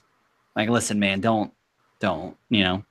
And he would take out the shins and kind of hold them out, waiting for the man to hold out his hand to take them, not really giving him the option. All right, this is awesome. While you're just like bribing / coercing this archivist, Severin, Real you quick. spot. Oh, go ahead. I was gonna say, Graves would look at Pask and say, "Watch for that Sets guy." And I would say Yeah, go ahead. Sorry. the sus guy got taken care of. No problem. Oh, I'm sorry. I must be getting my days mixed up. As this conversation is going on between Graves and the archivist and Pask, Severin, you notice one of these little red worms flit above the archivist's head. You've been keeping your eye out, you know, just scanning the whole area with your eyes, with your little, you know, spirit tendrils. How do you want to react? Now, was it just visual, or were there any other indications, barometric, or let me pull up the words again. There's a bit of a air pressure increase, just enough to accommodate the fact that, you know, the air got slightly squeezed as a thing appeared out of nowhere, and the air molecules got pushed, you know, against the walls of the building or something, you know, something sciencey. Other than that, it's like super minor, but like there's also this red thing floating above the archivist's head, kind of like almost even around him, maybe like around his neck a bit and above and around one arm or something. So it's definitely mostly visual. I'm going to try to grab it. All right, cool. So you've been looking out for one, which is using your focus, your skill on focusing. So that would reduce it. What did I say before? It was level 6, and then yeah. So it's a level 6, but your focus on it reduces it to a 5. You can apply effort to reduce it to a 4 if you wish. And the 5 is 15. Yeah. Target number is always 3 times the level. Right. And how much do I have to spend? 3 points to effort. And that was speed? Yeah, because you're just instinct or reaction, reflex. Okay, I will do that. So it's now 12. Yeah, 12 or higher. 16. So you are able to grab onto this red worm, and it struggles. You can feel it struggle. But then you feel it worm inside your hand. Not like inside the cavity that you create with your hand, but inside the flesh of your hand. As it burrows inside and through you. Imagine like a paper thin something cutting through your flesh, and you just see the blood trickle out of your hand as its head kind of pops out of your hand. In a 2-dimensional fashion, so to speak, as it kind of worms its way out. In effect, it does to you 2 points of damage. And out of what? Out of might roll, because that's your... The might, okay. Yeah. All right, does anyone else see this? I imagine that people would definitely see you just like, you know, grabbing a fly with chopsticks style, you know, just reach out and grab one. And then the blood just trickling from the back of your hand. And this little like red thing, you know, worm its way out of your hand. So it's gone, or is it still there embedded? It's in the process of wiggling out, but again, you know, we're talking about matters of moments here. You know, in a few seconds, or in a second at least, it'll be easily who knows where. How does Anaya react to him just like snatching in midair and getting, you know, the worm in his hand? Anaya kind of recoils at that, but is so concentrated on getting the money and getting out that she's already just starting to back away, just to make sure that the guy promises not to touch it for a day. And yeah, so she's already kind of halfway across the room. And the archivist is a little too focused on, you know, running the numbers essentially in his head on waiting a day, getting paid 40 shins, You know, is it worth the trade-off? He's kind of doing the math in his head, you know, while also making funny gestures with his hands. He didn't notice Severin reach out with his hand. And the archivist looks to you, kind of puts his spectacles back up to you, Graves, and yeah, I think we got a deal. My math here says that it's a net positive for me to wait and gain these 40 shins. And Graves would say something along the lines of, yeah, net positive. Works for me too. And again, counting out the shins, dropping them in his hand, kind of giving him one more like stern look. He would look at everyone else and say, kind of like, begin leaving, basically. Like getting out of there as quickly as possible while still being polite and not running for the door. Cool. How about Pask? Does Pask also go along with this as Anaya and Graves kind of just, you know? Yeah, I would give the archivist like kind of a slight bow, a little nod, and I would just look at him and say, "Good luck," and follow my companions out. How about Severin, as you're dealing with kind of this flesh wound of this worm, and it had burrowed out of your hand and kind of flittered away and phased into nothingness? I'm taking notes right now, trying to focus as much as I can on the notes that I have on these worms, because I have a feeling if this happens again, I'd like it to be fresh in my mind. And do you leave with your companions after kind of jotting down these notes? Yes, just absentmindedly, I still follow them. Yeah. So we're going to kind of fast forward a little bit here. You guys are leaving town now. Perhaps, you know, did you give back the Ezra Blorsches, or are you riding them? Yeah, I would have told everyone just to pick a horse, pick a riding friend, and just to get out, just start having them go full gallop away. Yeah, so the four of you, kind of two on each, you kind of gallop on the six-legged Ezra Blorsch, and you just gallop away off out of the town. You're wanting to distance yourself as much as possible. You know, Mira is kind of running, jogging alongside the horse, keeping pace because she's a fast little critter. And that's, I imagine, that's what you're doing, right? Just getting out of the town. Yeah. So you just kind of head off into the sunset, the dust of the trail kicking up behind your steeds. And you're ways off. You've left the boundary of the town. You've kind of crossed the river, and you're off, off into the hills and the meadows. And it's starting to become, midday now. We see the archivist, Sir Enor. He looks at the contraption in his little cage. He looks up on the shelf for his little elbow gizmo stick. He looks down at the shins that are still in his hand. Kind of looks back over to them. He kind of just tosses them over his shoulder. He scrambles up the ladder. He grabs this, the elbow rod, and he just eagerly jabs it at the little slot he had set up for it.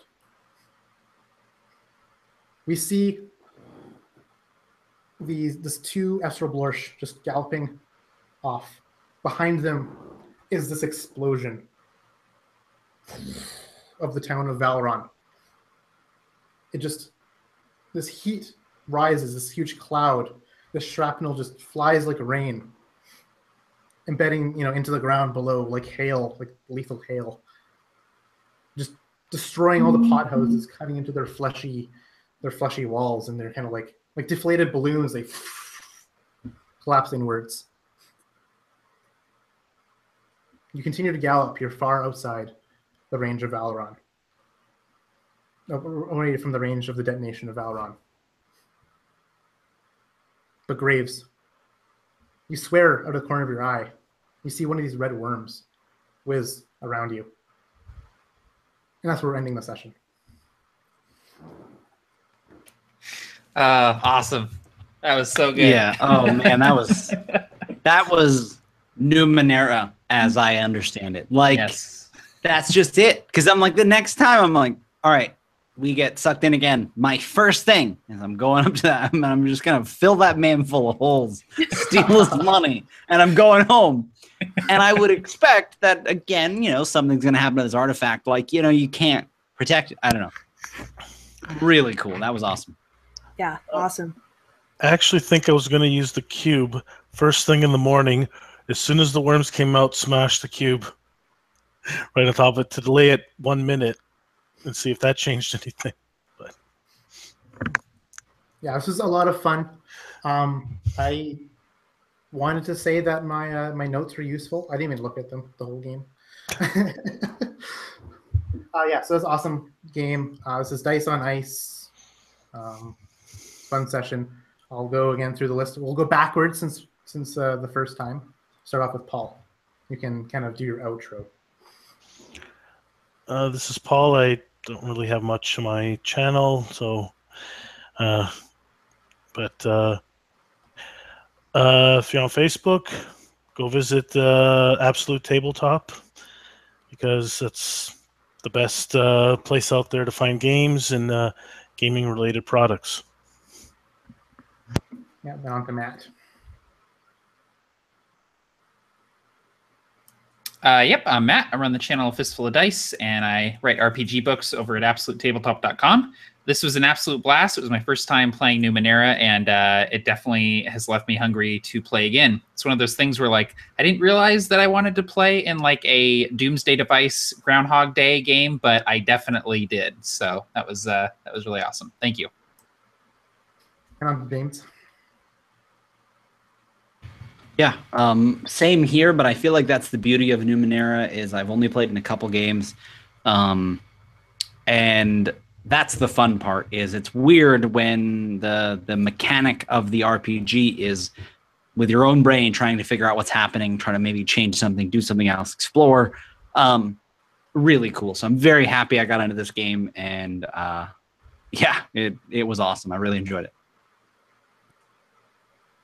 Last but not least, Megan. Yeah, I'm the other half of Dice on Ice, and yeah, this is my first time playing Numenera as well. Had an awesome time. From what I understand, Numenera is all about exploration and discovery, and I thought that you really took that and kind of made it interesting than just, a dungeon crawl or whatever. You made it weird. You made it kind of like the player and the character were trying to wrap their mind around the campaign, which I always love and I think is awesome. So yeah, great job. All right, thanks. And we're going to go offline now. Pew.